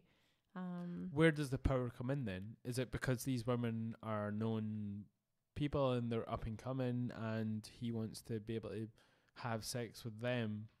No, it's about... Well, I don't know. I don't know his brain, but I would think it's more about the fact that he's in a position where he has so much power that he can make people want to have sex with him. I think that I'm saying the same thing. Yeah, but not that they desire him, that they feel that they have to. Okay, no, I'm not saying they desire him. Yeah. I wouldn't say that, no. Yeah. Of course not. No, it's like... He's not very because desirable. he has a position of because he has a position of so much power. What he wants is what he gets, basically, and that these people recognize his power, and so he gets things because of that. And we've been talking about this sort of people. There's mothers that have sort of tried to boycott books that have rape depicted in it. Yeah, or not even that. Sleeping Beauty was one that came up today, which in the super old-timey, really creepy version does, basically. But so do we sort of judge all these cases in terms of the time, or is something like rape, is it bad throughout the ages? You know, is it something is it a sign of the times, or is it something that we always look back on as something that was horrific and should never have happened? Well, I don't think there were any good ones. No, I'm not saying that. I just mean in terms of we look back on history and like Sleeping Beauty, and we just see it as part of that time. And that because it was a normal thing to do. Should we look for ages and ages? But that shouldn't be. Is it something? It shouldn't be normalized in that sense. No, I'm not saying we look back on it now and say, "Oh, that's fine. That was what you did back then." But we don't look back on it and say, people doing that then didn't have the same intentions as people doing it now. I don't think. Do you think it was different intentions? Well, a lot of the times it was a tactic of war. It was a tool. It was a power thing. It was and partly it was practical. It was like we're like just listening to history podcasts and stuff like that. They're humiliating the enemy, and they're making sure their enemies aren't sure if their children are their own children. I don't know. I think that's something that people sort of see now, look back on with how we thought of it, and try to make it seem like it was more civil than it was. I think. How does that make it civil? Well, to see it as a tactic, like it was all part of war. Well, I'm sure, like they weren't like, oh God, we have to do this now. But I feel like it, you know, rape is rape, you know. Yeah. And it's women have suffered this throughout the ages and throughout war, and men as well. It's used against men in war. Yeah, but it's still men doing these things, though. It is, yeah. Usually, very, very usually, yeah. But still, you know, I think we can. It's the same way as there are so many issues that were different in the past, and we can look back and say people thought about these things differently then, but we know better now. And I only say this because it feels like it's something that we just can't escape as men, because it's part of biology, in terms of, especially when we're, so to speak, less civilized and we're in war. But now we're more civilized, and most men don't do that. So I don't think. But that's not a reflection of civility. It's a reflection. Well, it's not like a question of politeness. It's not just like an etiquette issue. It's like the same way you don't kill people and take their stuff now. Like, no, of course. We're in control of these parts of ourselves.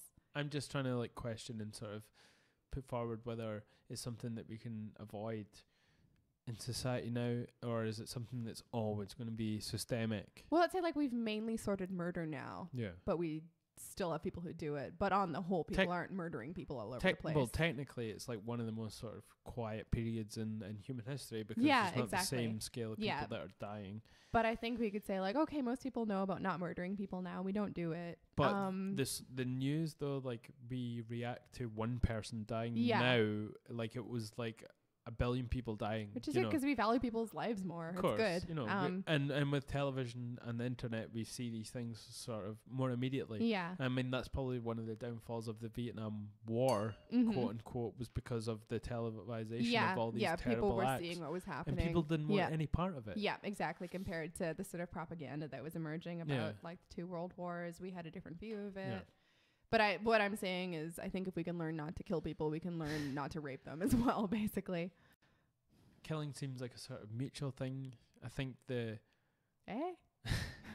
like it's not mutual in terms of that person's like, don't kill me, and then you're like, okay, you bastard. I feel like it involves men and women to say don't kill this, but it leans more towards men. There's still a majority of men who murder. Yeah, of course. Yeah, but I don't think like there's a majority of women who poison within murder, and that doesn't mean women inevitably poison people. But I'm seeing sort of the majority of cases when it comes to rape is mostly sort of men. It is, yeah. And that obviously is something that's biologically.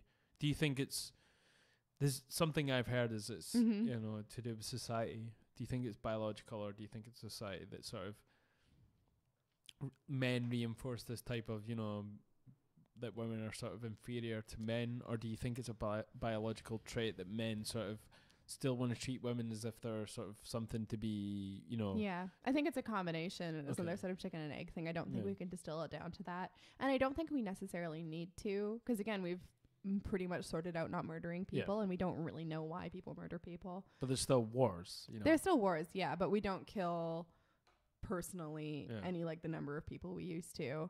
War is a complicated one because technologically we're much more capable of killing people, but we don't fight as much. So we kill a lot more people, but we don't fight as much. At the same time, though, murder is seen as something that is a must still. How do you mean? In times of war. Yeah, but it's generally seen as something that's avoided as much as possible, I think. Okay. You know, I'm not pro-war. But again, it's a different, like... Well, it's here's a weird one, like... civilian populations in war, and let's say like sexual assault was a weapon used against civilian populations in the past. We don't do that though. We don't do that now, but we'll happily kill them with drone strikes. Yeah, like that's a weird one. Can't really explain that. But that it seems like something that's sort of relative to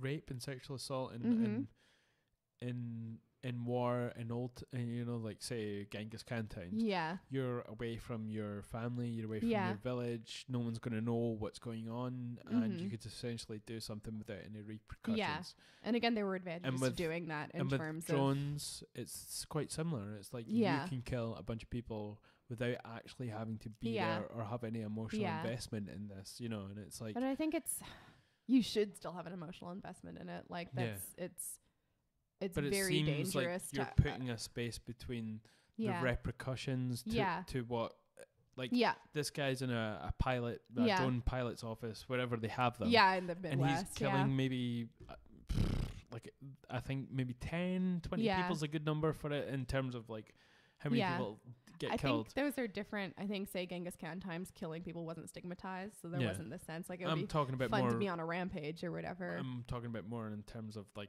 the sexual assault. Which also wasn't stigmatized. So, I don't think it's similar. It wasn't like Spring Break. It was like, but there's this sort what of people did. Disassociativeness with it. Because the repercussions of it is not something that's going to affect you.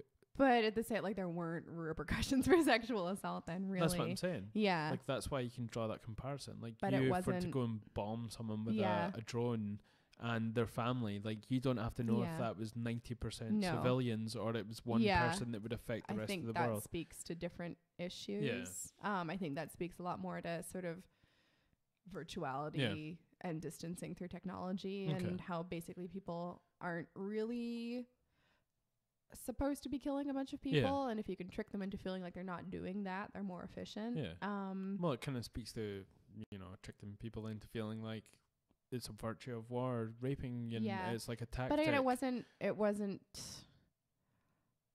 I don't think it was that wasn't the biggest part of it. Like, maybe I overstated that, but it wasn't.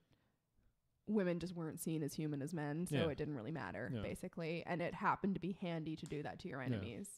But that wasn't why they did it. It was part of it. Genghis Khan probably single-handedly did it himself anyway. Yeah, that's why we're all a little bit Genghis now. Maybe it's more his so. fault. Maybe that's why we're all so messed up. Yeah. I need a pee break. Okay, that's fine. I probably will have to go after you. Okay. We have like a half hour anyway to talk nonsense.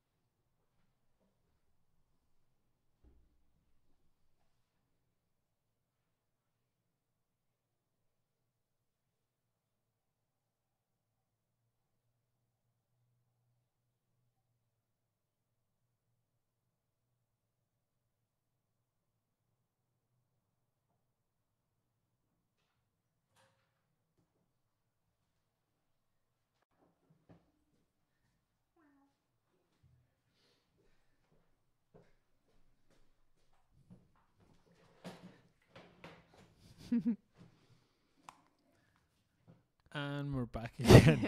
I think that's the first time you actually have had to go to the bathroom during our podcast. I think I've done it one time before. Okay. Usually you spill my wine and then I... So speaking... No, we need a lighter topic of conversation. We got pretty heavy there, but it is something comedy podcast. But it is something that's... These are questions that have to be asked and sort of... For it to be sort of reflective of what's going to happen. Yeah, and I think the biggest problem is people being afraid to speak about things because they're worried about offending people or about how they kind of come across. Yeah. And it's not helpful.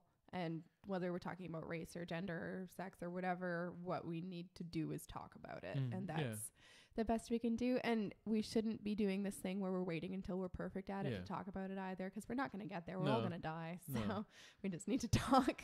And especially when, in terms of when it comes to biology, people have a sort of, they feel weird when you start to bring things and form things down into, people do A and B because of their biology. And I know there are societal things that happen and that shapes us in a way, and there's a sort of social zeitgeist that people sort of believe and think, and even subconsciously they act upon it. I know that happens.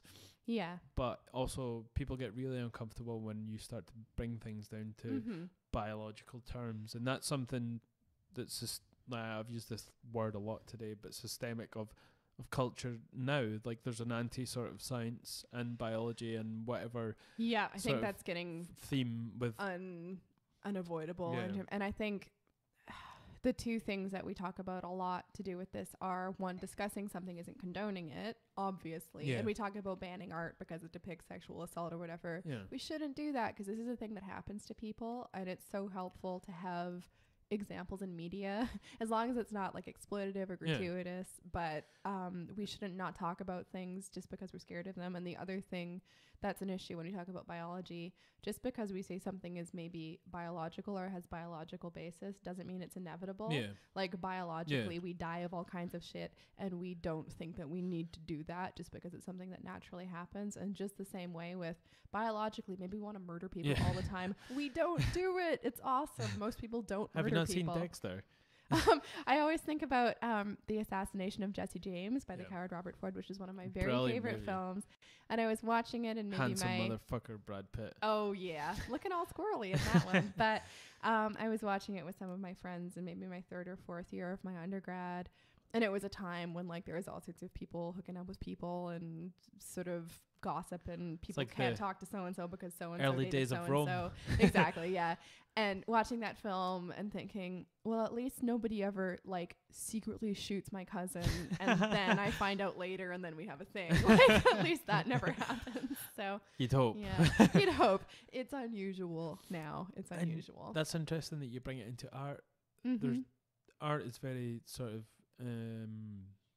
subjective, and there are people that go through things that are horrific, and the way they sort of therapize, that's not even a word, therapize their it's a word. I think it's a word. Themselves is to sort of their eyes realize therapy. And the way they express this is in art. That's a good point. This is their own sort of experiences, and if they're talking about maybe someone got abused as a child, or someone got raped, or all that which entails art, and people, there are probably people that sort of poo-poo and even like boycott people's artwork, because it's their own sort of experience that they're showing through art as well. That's a good point. Like, what happens if somebody is sort of expressing themselves or healing themselves through art, and they're depicting something that happened to them, like abuse or even like an eating disorder or depression or something, and somebody says, oh, we need to ban this because it's depicting something disturbing. That happens. And that's crazy. It's craziness. And there is a theme in sort of college campuses and so on, that you can't talk about Greek philosophy because the people that are talking have ties to people that were raped in Greek sort of stories and heroic stories, and they're saying they don't want to listen to this. They think it's triggering. The whole phase when people were getting triggered. Yeah, which I find it kind of weird. Like, I think I don't know. I can't say anything about how anybody else experiences trauma or whatever, but we can't just insulate ourselves. Yeah. Like that's not recovery. It's the equivalent of just like never taking a cast off. And I think we're all smart enough, or most of us are smart enough to know when something is gratuitous or exploitative versus when something is like genuinely exploring a question, which obviously based on what's come out recently is a thing a lot of people share as an experience. And it's obviously a theme that's happened throughout history as well. Yeah. Oh, for sure. And it was, again, regarded in different lights in the past. Like all the Greek mythology and Zeus getting it on with everyone as like a swan and stuff. He was the ultimate power differential dick. Yeah, he was. He was literally everybody's god/daddy/king. And he got it on with everyone. And nobody even pretended that it was like consensual. It wasn't even an option kind of thing. But that doesn't mean that Greek mythology didn't happen. And it doesn't mean it's an important part of our sort of culture we've inherited. And we don't look back and say, yeah, he was a great guy. We should all be like that. And it's strange that obviously the gods and the Greek gods and all that and the stories is all made up, obviously. Most people would agree. What? No one practices, what would you even call it? Like, you should call it like a very, very computer literate pagan might be like a bit into. No one. I remember asking this question when I was in Greece. I remember that. And I asked one of the locals, and I was like, do people still? Yeah. Does anyone actually still practice the old gods? And she said there are a few, and I was quite like pleased by that because it was like there's still some people out there. I mean, I think it's cool. Call me silly or whatever. There are still some people out there that see a benefit in their life to practicing these old sort of pagan-like gods. Yeah. And I think it's quite like, I had a teacher when I was in elementary school, when I was in grade 1 or grade 2. When I was a baba, when I was like 5, Miss That's Bucouris. like 40 years ago. Yeah. Getting the C. Who was, she wasn't Greek, she was Lithuanian, but she married a Greek guy. So her name was Mrs. Bucouris, and she was like, in my memory, 7 feet tall and looked very stern and quite goddess-like. But she wasn't my like main teacher, but she used to kind of take all the kiddos into her classroom like one day a week, and she'd read us Greek mythology.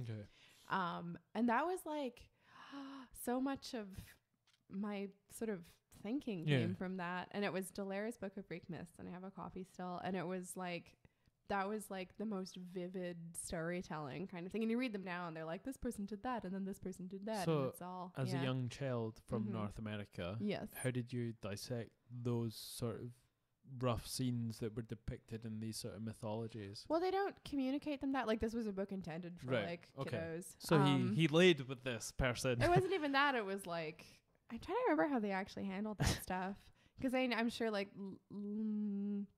Europa was in that one, and that's, I remember that one because I remember all the illustrations, and that's the one where he like appears as a bull and kidnapped her.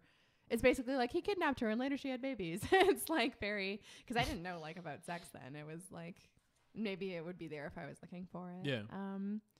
But no, it was just sort of in there. A lot of it I didn't really piece together until I started doing art history as an undergrad, and they're like, oh, this is actually what happened, and I was like, oh. But is there sort of a time that you were sort of exposed to it again later on in your life in a group setting? I'm trying to like say, did you do it in university? Yeah. And how did they sort of depict and sort of dissect those scenes, or was it even something that they were touched upon? Yeah, they did touch upon it, and it was just pretty bold. It was like sort of like they pointed out, and I'm trying to remember because this was all in my first year pretty much of like, but they'd sort of, they wouldn't pretend it wasn't ridiculous. Again, it's like Zeus is a swan and Zeus is a golden shower, and there's a fair bit of joking about like Zeus is a golden shower. There's one where it's actually the origin story of Pornos.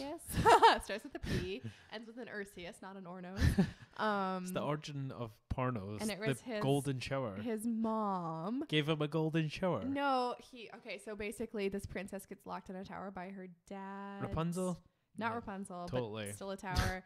And because I think there's a prophecy, it's one of those ones. I'm trying to remember. This is like the myths of the distant past. Did she pee off a ledge to sort of give Zeus a golden shower? Zeus still really wants to get it on with her, and so he basically appears as a shower of gold, not like a pornographic golden shower, and that impregnates her. He's such a freak. Zeus is such a freak. I mean, an infinitely old dude. He's gonna come up with all sorts of inventive, he's like such a super freak. Old, infinite powers. Yeah.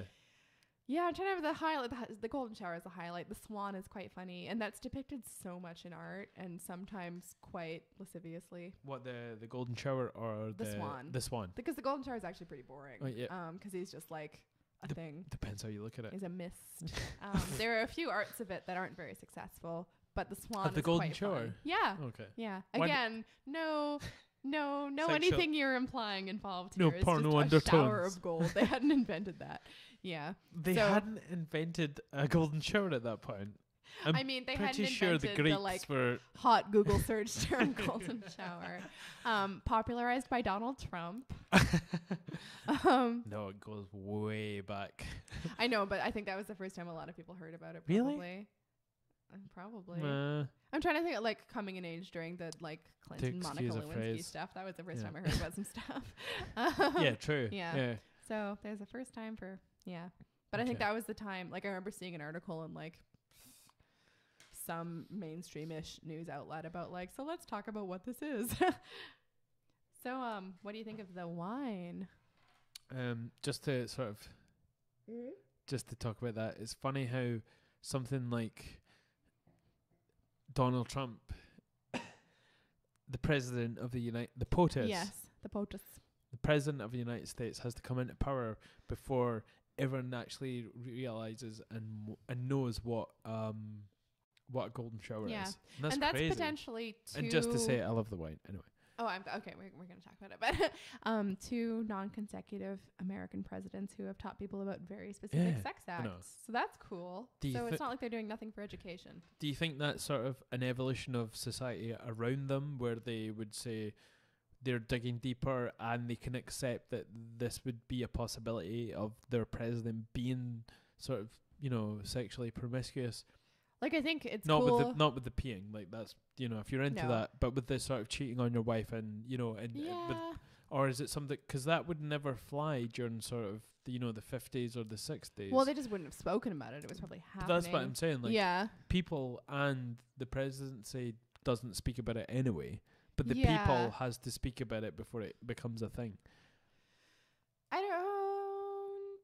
Like, I think it's cool to not pretend that, leaders are junkless, but I don't think that means we have, like, I think there are bigger issues with Donald Trump's sexuality than whatever he's into behind closed doors with consenting adults. I think it's the non-consenting adults I have an issue with him. I literally don't want to imagine anything that he's up to. Oh, me neither. I think he's even like a Ken doll. I think he's just, there's nothing. Even just missionary for the sole purpose of procreation makes me sick in my mouth. Nope. No, thank you. He's not asking you if you want to. I don't even want to think about it. Nope. Nobody's home. But he's had like beautiful women over his. I don't mean had. He was related to. Not related. How do I put this? He has married a sequence of beautiful women. Sequence of beautiful women. Yes. And he has a very attractive daughter who he also really fancies, apparently. And is that relative and reflective of the power differential? Is that something that is societal, that he's a powerful billionaire, not objectively attractive in any way, but still he has beautiful women marrying him? And I think that's... Will that be something that becomes sort of terrible in a way? Oh. When it becomes non-sexualized, it just becomes even the act of you marrying someone who's beautiful and young, and you being an old man, is that going to be a power sort of play? I think we're still kind of flipping the tables of we still let men do that and ridicule women for doing that on the whole. So I think we're still getting to even on that, and then we'll see what we do with it. I think in some ways, like, if the other person is a consenting adult and what they like about you is that you're super rich, I'm not going to criticize that. That's fine. That's their business. I think it's still weird. We have a kind of double standard. It's getting better, but it's still like we mock women for that in a way we don't really mock men for it. In which sort of way? Kind of on both ends of it. Like, we tend to be really confused by older women who are with younger men. And we also tend to like Melania is a gold digger, whereas there are plenty of bad things to say about Trump, but none of them are really that he's a cradle snatcher or something. But People the thing don't is, really say that. You don't feel equally creeped out about that woman, older women, maybe sort of rich, having a younger man in her, sort of being married to a younger man. But an older man such as Trump and a younger woman is still creepy in a sense. I think we're still more weirded out by older men with younger women. I think we still make more fun of older women with younger men. And I think we still think it's more ridiculous. I thought you would just be like, yeah, cool, go on with it. No, that's what I think. I'm saying societally, we make fun of cougars. What's the word for a male cougar? I'm saying that you don't make fun of a cougar. I'm saying that you make fun and are creeped out by older men dating younger women. No, I make fun of everyone who's but you're a Canadian. You're fucking... But I'm saying societally, I think there's still a double standard where we are more accepting of older men, like old rich men with young women, than we are of old rich women with young men. Really? I don't think it is. Maybe that's just me. I feel like possibly part of it is we still see women as relatively harmless, and that's not helpful either. I thought older women, people don't really bat an eyelid because... Oh, no, I don't think... Like, you see, like, all the... what's his name? Sam Taylor Johnson and his... Or hers... I get their names mixed up because they're both kind of... But it's the quite young Hollywood star who's with an older woman and has a couple kids with her. But let's relate it to sort of sexual misconduct.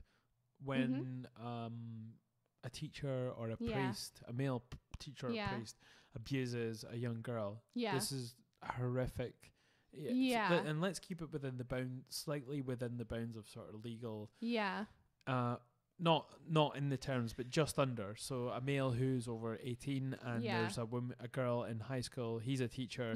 And she is just maybe 16 or 15. Well, how much over 18 is he? Because he's not 18 if he's a teacher. We're talking about a different issue now. No, but I'm saying, like, let's put it in these terms. Like when it's a man sleeping with his high school student.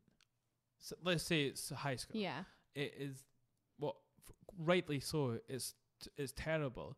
But when it's a female teacher and it's their male students, it's sort of joked about and seen like, oh yeah, that's so cool. And why are these guys? Well, they're still prosecuted. Not in the same way. I think not in the same way. These guys get. Rightly so. These guys get nailed to a cross and put to jail. Well, women. In either case, that's statutory rape. So in either case, they're treated. They're not treated the same. There have been a few cases recently of women who've been prosecuted for stuff like that. It's not viewed the same, and these people have not been prosecuted in the same way. This is back to what I was saying about women are viewed as more harmless compared to men, and that's not correct in a case of like a statutory rape case. That shouldn't be the case. But people are like, because it's the power differential and the age differential. And even a lot of men are like, why are these young teenagers telling on their teachers? It's like, why, they're and males. I find that one super disturbing. Like in the case of, because honestly, like when you're 16 years old as a girl, you don't even want to be with other 16-year-olds. Like they're weird and gross. I just mean like the young male to the female teacher. Like the people are like, oh, these guys should never tell in their teacher sort of thing. Like, I wish this happened when I was a boy, and it was like... But people always say that, and I think that's why... I think that's another form of basically sexism. Of course. Because people don't see women as being harmful, whereas in that case, again, it's a power differential, and that should be kind of a gender blind case whenever it's like a statutory case, and it's a power differential. Do you think it's not to do with being male or female then? Do you think it's... I don't think it should be prosecuted differently. But I'm just like, let me sort of preface this, is that like, if you're a male teacher or a female teacher, those are equal parts being you abusing your power. Yeah, the headline isn't your gender. Okay. It's the fact that, again, it's a statutory rape case. And so it shouldn't be about your gender, because that doesn't matter to me. It shouldn't be like that. But and the same with like people who abuse children. It's the same situation. You wouldn't lightly prosecute a woman who did that. But societally, it is seen as like sort of a joke when it is the woman that's the teacher. See, that's funny because I think it's way... Yeah, I guess I see what you mean, but it's sort of the same thing as I'm saying in terms of we find women funny when they do things like that. And it's the same with cougars. It's like... kind of gross and funny. And some of the ones that I've seen, the sort of the how they're prosecuted as a joke compared to their male counterparts. Which I can't speak to because the ones I've seen recently, I haven't seen any male ones recently. I've seen female ones recently, and they've been generally the male ones, and rightly so, should be put away adequately. Well, they all should be. Yeah. And that's what I was trying to get. Because that to me that's a crime against children. Yeah. That's different. No, of course. And but it's a societal sort of outlook on it. Yeah. And maybe it comes from men. Yeah. You know, think of, I'm going back because to me that is a completely different issue than the age differential and say like power couples or whatever. Yeah. Like how many Hollywood couples can you think of where the man is substantially older than the woman compared to ones we can think of the woman substantially older than the man? I can't think of any with the woman and the man thing. There's only one I can think of, and it's Aaron Taylor Johnson and Sam Taylor Johnson. Oh, Demi Moore, and when she was married to... And people's reaction was like, ew. I don't think so. I think a lot of people were like... People think it's like funny and weird. Whereas I don't think people think anything about it with men. I don't think people notice. Do you know what's crazy? What? That she starred in a movie with someone when she was 19. And there's video footage. There was a male star. He was just 15. Yeah. It was his 15th birthday party. And Demi Moore was on camera, like full on French kissing. I didn't watch any of it or anything, but I heard that. And is that seen as something that's sort of weird because that was the way it was reported as well. If she's a woman, is it seen as like, oh yeah, give that guy a pat on the back, or is it someone that should be sort of? And I think we're back to this this is what a lot of this comes down to, is that usually, and I don't know in this case or certainly not in all cases, if a woman is like sexually aggressive toward a man, he's usually not afraid that he'll hurt her. Yeah. Whereas if a man is sexually aggressive towards a woman, she's almost always going to be afraid that he's going to hurt her. But that's a literal power differential. Yeah. Not just in terms of like your wealth or whatever. No, it's true. And then there are like compounding issues. But I think what it basically comes down to is like, if this doesn't go well, is it gonna change my life forever? And basically. that's something that should be recognized when they talk about these things, that it's not... I mean, I'm not sort of poo-pooing anybody that's a male that has had some female sort of... No, of course not, because there are so many issues that come into things like that. And I realize I'm kind of contradicting what I was saying earlier, but I think it's different when children are involved. There's always the fear. But if it's male, if it's like, sort of adults, same age, and, and it's these things, there is a different sort of fear level when it comes to the male instigating towards the female as opposed to the because there is a sort of fear. Yeah, there's always that feeling of fear. And there are probably sort of cases where there are a fear because and because there are certainly men who are victims of domestic abuse via women or by men. Like that's and it seems to be the numbers are larger than most people think. Yeah, and partly because it's a thing. Again, I think this is the two things can be bad. Like we think of women a certain way and men a certain way, and both of them are disadvantaged because of that at turns. And partly it's because men are mocked for reporting abuse, which isn't cool. But just bring it back to Demi Moore. Now, he had just turned 15, the young boy. Just so young, oh my God. And I've seen the video. Like, they were like proper. She was saying in the camera, he's the love of my life, I love him, and he's the only one. And then she started French kissing him in front of the camera. And what was his like demeanor? Yeah, he looked like he was like... He wasn't like, yeah, this is amazing, but he was like kind of like, I felt like he was sort of put on the spot. Well, and you could totally not even be super into that one. Like, there's a big difference between a 15-year-old boy and a 19-year-old girl. But still, right? Just to bring it back to that, now, this whole case with Kevin Spacey, he was 19 when he was on top of this kid. Okay. And he was 14 as well. I didn't know what his age was. Again, it's a statutory, like, anybody who's 14 or 15 shouldn't have adults on them. It doesn't matter what their gender is. But still, people just let the Demi Moore thing slip. She should be sort of not allowed to work again if it was the same sort of thing as Kevin Spacey. Yeah. They're the same ages. They did similar things. And I think it's complicated because there's a bunch of other stuff. But you can't say Kevin Spacey's accused of as well. Yeah, no. There's a whole host of stuff as well. And it's like grooming people. Definitely.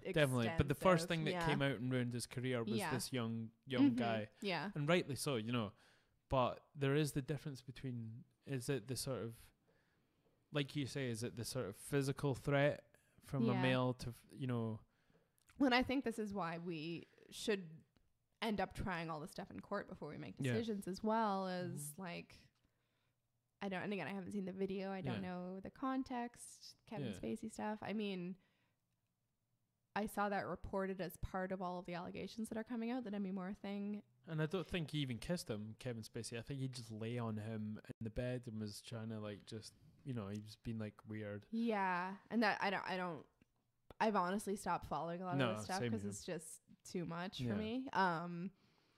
So I haven't seen any repercussions from the Demi Moore thing. I've seen they've opened a few criminal investigations into Kevin Spacey out of London. At least one.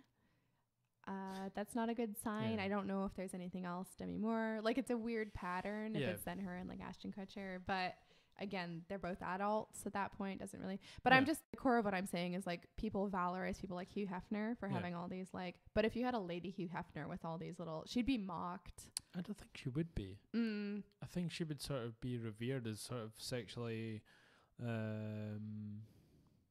I think like you would feel that way because you're cool, but I think society at large. Really? Yeah. You really think like that? Yeah. I thought she'd be seen as sort of sexually sort of.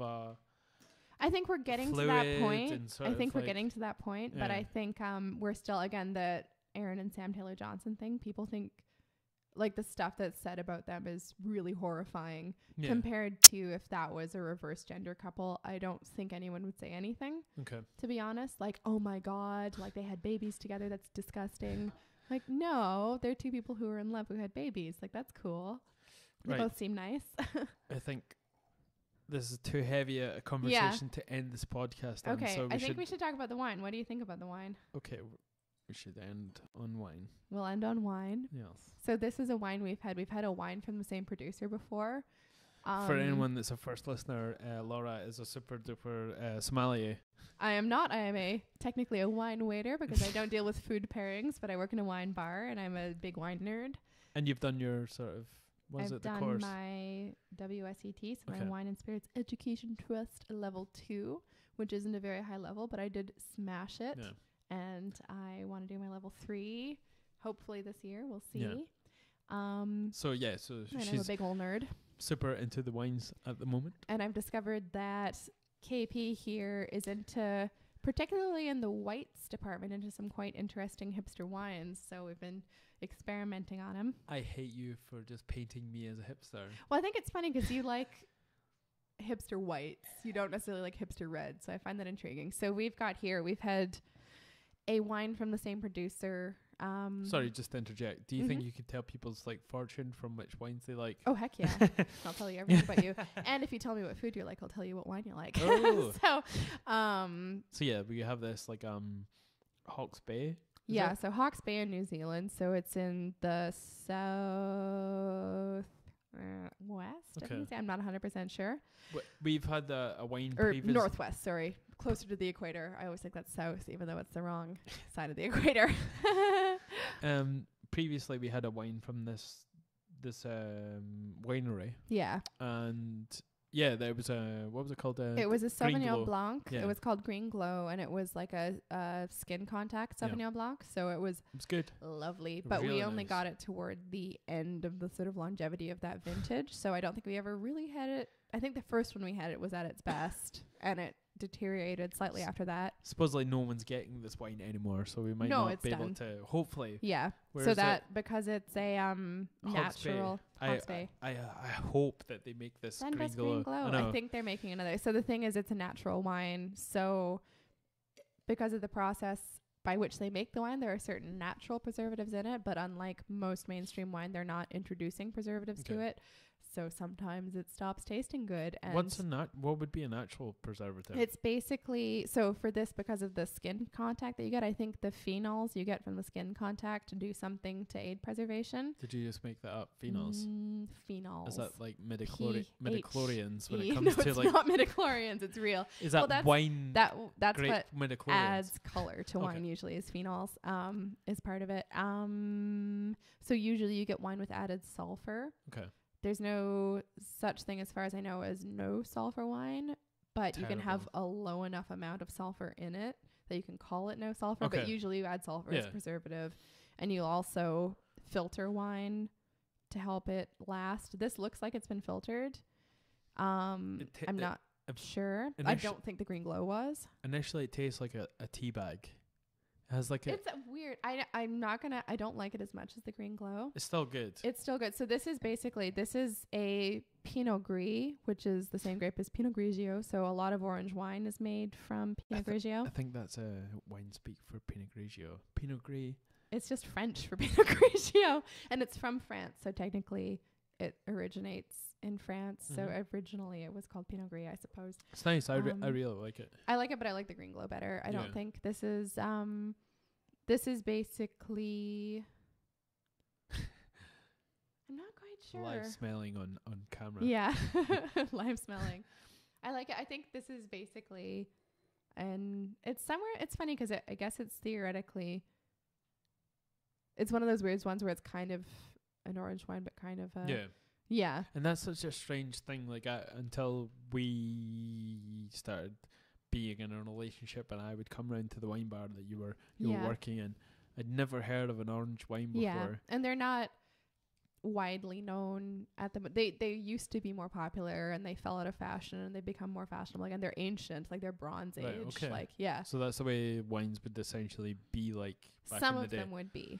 Some of them. So it was in certain areas in the north of Italy, in Slovenia. Yeah. I think in the Jura in France, a lot of them are from there, and maybe in like Georgia. Okay. America. No, not the Georgia, America. America. And so basically the principle with orange wine, it's kind of the same as a rosé, but the opposite. So the idea with orange wine is you take wines that would usually make white wines, and usually when you're making a white wine, you smush the grapes and you take the skins away right away. Whereas in the case of this, you leave the skins in, and you smush it all together and you ferment it together. Probably sometimes you leave even more parts of the plant in. You can get whole bunch fermentation, which is like whack everything in there. And you seeds and all. You get from the skins and whatever else, you get phenols and tannins that add sort of body and texture and different tastes to what would normally be a white wine. And you get color. You get, to me, they're often a lot more savory, but sometimes you get a weird bittersweet thing. So if you're a sour beer fan, you might like orange wines. I quite like the sort of. I never used to be a fan of white wines. I think you were the person that converted me to white wines. Because people just get sucky white wines, and they're good ones out there. I'm glad you feel that way. when they're bad, they're really terrible. I think more so than the reds, because reds can become the worst ones are the sort of extremely sweet ones. So it's kind of bearable. Yeah. Whereas I find with the reds, the worst ones are like inky and disgusting. Whereas in the whites, the worst you can say about them is they taste of nothing. Yeah. And I can drink a liter of nothing. That's fine. I've watched you. Yeah.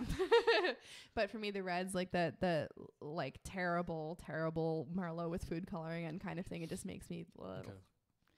But yeah, you tend to like sort of softer reds, but intense whites, which I find really interesting. I think because of the sort of consistency that reds can be, I like something that's soft. Whereas the white, I want to taste it, you know. I think you want it to be basically, and I don't mean this as not a compliment. I think it's really cool because I think these are the most interesting whites. But you want a white that's as close to beer as you can get, in terms of it has like it's close to like an IPA basically. Yeah. So I knew it was my birthday somewhat recently, and we went to my bar. How old are you? 1,000. 1,000 years old. I don't have a card big enough for that. I know, it's hard.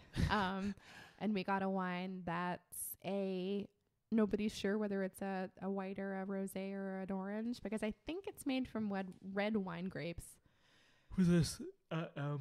Smith and Gertrude. Yeah, so it's probably shouldn't say that on a podcast.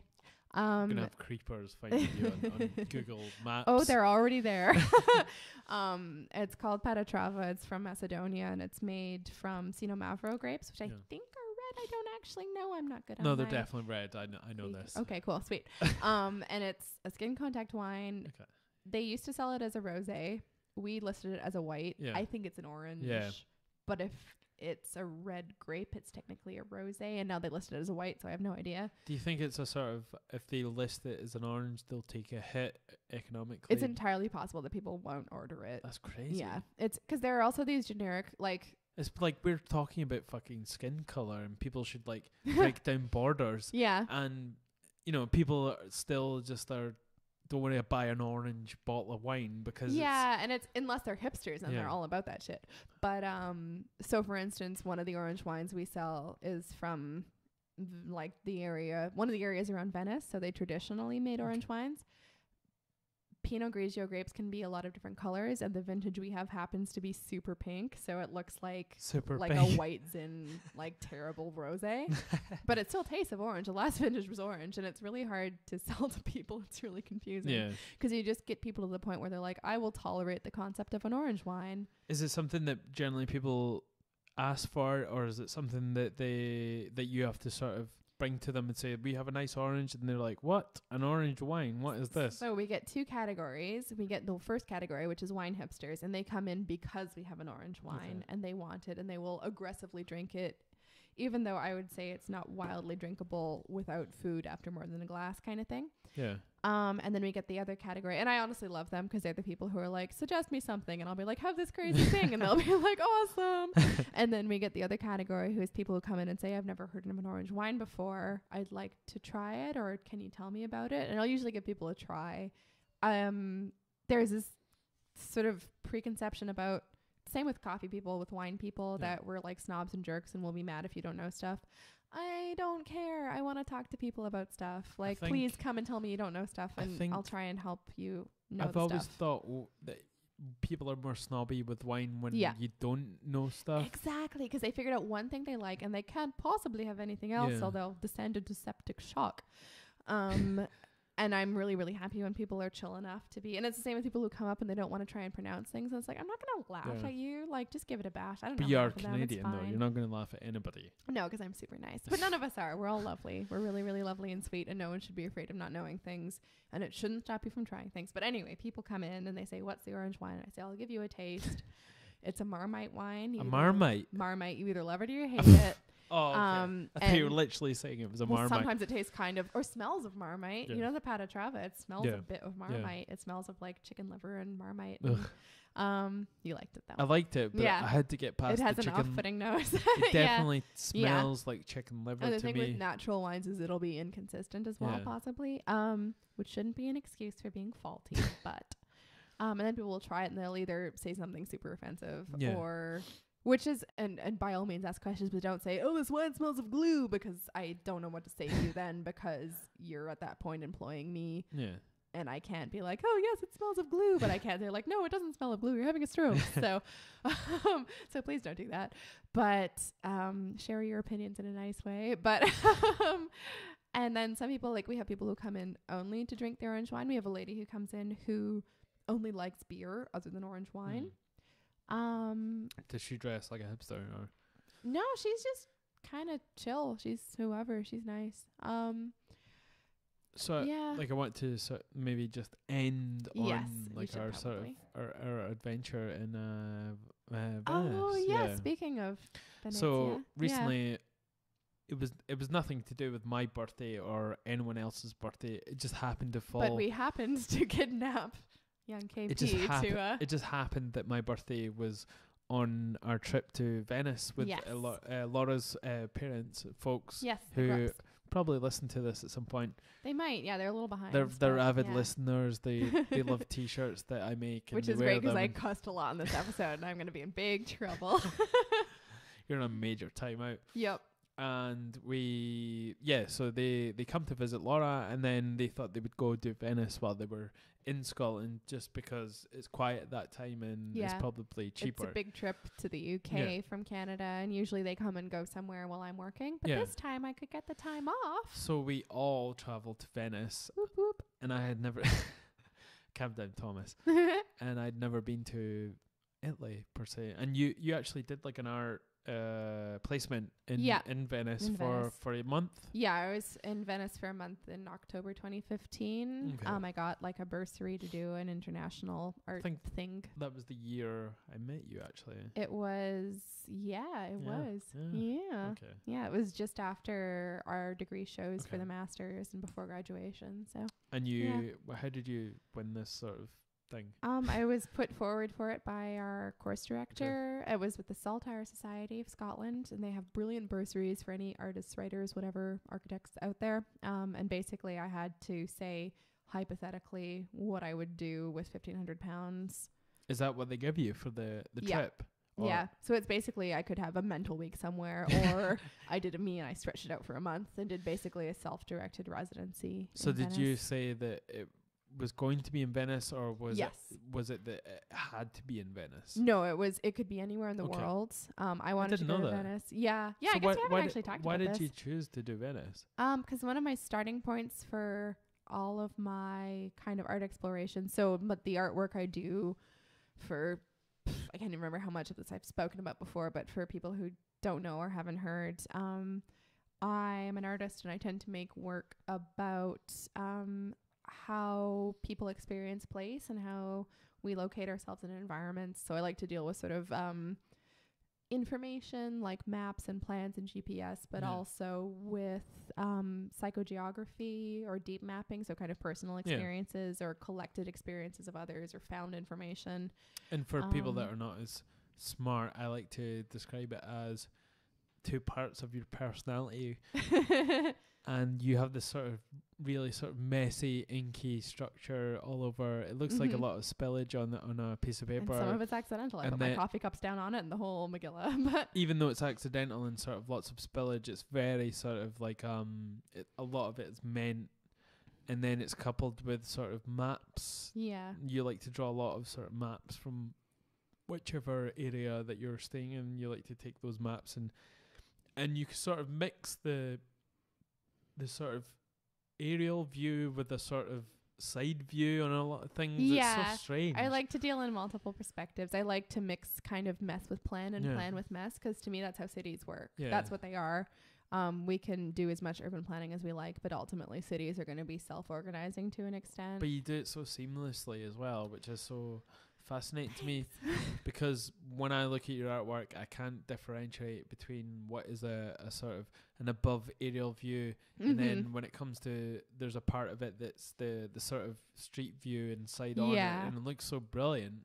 Thanks. And for me, the idea behind that is for it to be disorienting, but only enough that you can find certain recognizable things, and it allows you to kind of reorient yourself and kind of fill in the spaces yourself. I like to kind of try and leave room for the viewer. But anyway, this is super sidetracked. So basically my starting point for a lot of this goes back to before I started really studying art in earnest, when I was in my undergrad, and I read a book called Invisible Cities by Italo Calvino, which remains one of my favorite books of all time. Okay.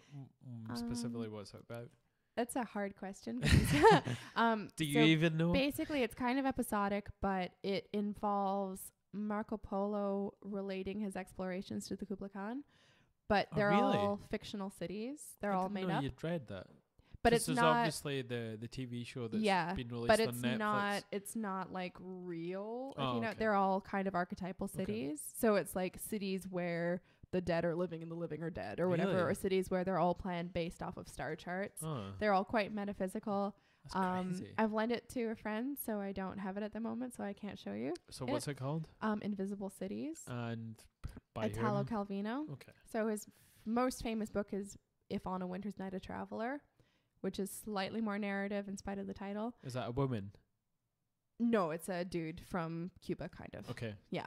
That is strange that there's someone from Cuba writing. Yeah, he writes in Italian. He writes in Italian, which is part of why I'm trying to learn Italian a little bit. That's amazing that someone from Cuba would write about could be I think fictional. He was born in Italy, but I think he grew up in Cuba. Okay. He was writing in like the 1960s, most of this. But yeah, Invisible Cities is like, he describes all these fictional cities with made up names, which Marco Polo is telling to the Kublai Khan, and then Kublai Khan is for people that don't know, Kublai Khan is the Genghis Khan's grandson, who was I can't remember. I think you know better than I do. I think he's the grandson of Genghis Khan, or Genghis. That's how it's pronounced. It's Genghis Khan, and he was the first guy that was sort of trying to be multicultural. I think Genghis kind of laid the foundations with that, with the sort of, if we take you over, you can practice whatever religion you want to. Yeah, which is kind of what the Roman Empire did as well, but they did it in a different totally. way. But the Kublai Khan did it in a way where it was more sort of incorporative and sort of less. He wanted like a civilization that was more free, but he wanted to take over China, which was his last sort of. And you know more about this than I do. China was his sort of last stand that he never really took over, obviously. Because it's really big, guys. I don't know if you know that, but China's like really big. Well, it's the wall that was the big thing. Oh, well, it's a big wall. Yeah. But so the basically the sort of frame narrative for Invisible Cities is these conversations between Marco Polo and the Kublai Khan. That's crazy. And one of their topics so Marco Polo, and he sends Marco Polo, who is an Italian explorer historically, of course, to Marco Polo, to all these different places, and Marco Polo comes and tells him about these cities, and they're amazing. Like they're completely bizarre descriptions, and they're all made up names, and none of them are real. It's things like, one of them that fascinates me is there's a city, I forget the name of it, and the city you see from outside of it is different than the city you see from inside of it. Really? Which to me is like fascinating, but it's also all cities when you think about it. So to me, in some way, they're all discussing all cities. Okay. And then one of the passages in the kind of frame narrative is the Kublai Khan saying to Marco Polo, who's from Venice, the only city you never describe is Venice. And Marco Polo says basically, maybe that's the only city I've been describing this whole time. Oh, so he was just describing parts of that city? No, not necessarily. You never really understand. But maybe he's talking about some sort of city or like meta city, which to him must be based on Venice because that's where he's from. Which is all the best parts of Venice, maybe. Maybe, or all the worst parts, or all of his favorite parts, or all, his experience of it. What did you take from that, though? Was it him describing sort of the best of the good or the terrible parts of it? I don't think there's any value of good or bad or terrible. I think it's, again, it's him describing all of the potential cities in one city. Okay. Which for him is Venice, because that's where he's from. Is that where Marco Polo was supposedly from? Yes. Really? Yeah. And it makes sense because it's a port city. It's known for travel and, cultural exchange and stuff like that. But basically, to me, what I took from it was like some sort of starting point, some sort of city, or meta city. And it might not be my meta city, but because this book had informed so much of the way that I looked at cities, I wanted to go to that meta city. So that was why I chose to go to Venice. That's crazy, though. To see, and it works brilliantly because it looks exactly the same as it has for a billion years. Not a billion, obviously. But it was amazing going back now, and it's only 2 years later, but everything is the same. Do you not like religion? I'm pretty sure. You can't believe that this city's been around for a billion years if you like religion. I still don't believe it's been around for a billion years because I know about how long it's been around for, and it's not a billion years. It's like slightly less than 1,000, I guess. And to me, obviously, I'm always excited by the framework and the ideas of civilizations that have conquered the world. Mm-hmm. And obviously, the Roman Empire being part of that. Yeah. And I think Venice was a later addition, obviously. Yeah. Like Venice is reclaimed land, and there was two sort of islands that were sort of joined together. That was just the cemetery island. That was the two islands. So it's a bunch of little islands, basically. It's salt marshes. So it's lots of reclaimed land. Yeah. And to me, to go to somewhere, even just in terms of the sort of the Renaissance and everything that was going on in this tiny island, it's amazing. It's a fascinating little ecosystem as well. Like ecologically, it's fascinating because of the salt marshes. It's a really interesting microclimate. And when I was walking along there, and I know it's to do with Rome, but still, though, it's pretty post-Roman at that point. No, I'm saying I know it's to do with Rome, but the saying "all roads lead to Rome," even though I'm not in Rome at this point, but to be in Venice and be like, this is like the pilgrimage that a lot of people probably have made at some point from different parts of, the known world that have come to this, even during the, the Renaissance, just as to be part of this sort of up and coming area of humanity. I think it's, for me, fascinating to see, like, you'll see normal cities, there's an amount of sprawl, and you see the boundaries of the city extending. And Venice, because they're in a lagoon, at a certain point, they realized the boundaries were theirs to make, but there were also limits. Yeah. So remember when we got the boat over to the cemetery island, San Michele. Yeah. And that's from a place called the Fondamento Nuovo, which is the new bank, is what it means literally. And they built that, I think, in the 1800s. And I remember reading a passage, and I read a bunch of books about Venice, so I don't remember which this one was from, unfortunately, because I think it's brilliant. But it was suggested that was the first time the Venetians realized Venice could have limits. Really? And that was essentially, other than the cemetery island expanding, ironically, that's sort of the last time they really expanded Venice itself. And just to sort of generalize in a way, why do you think Venice was such an important cultural place? I think it's because it's sort of like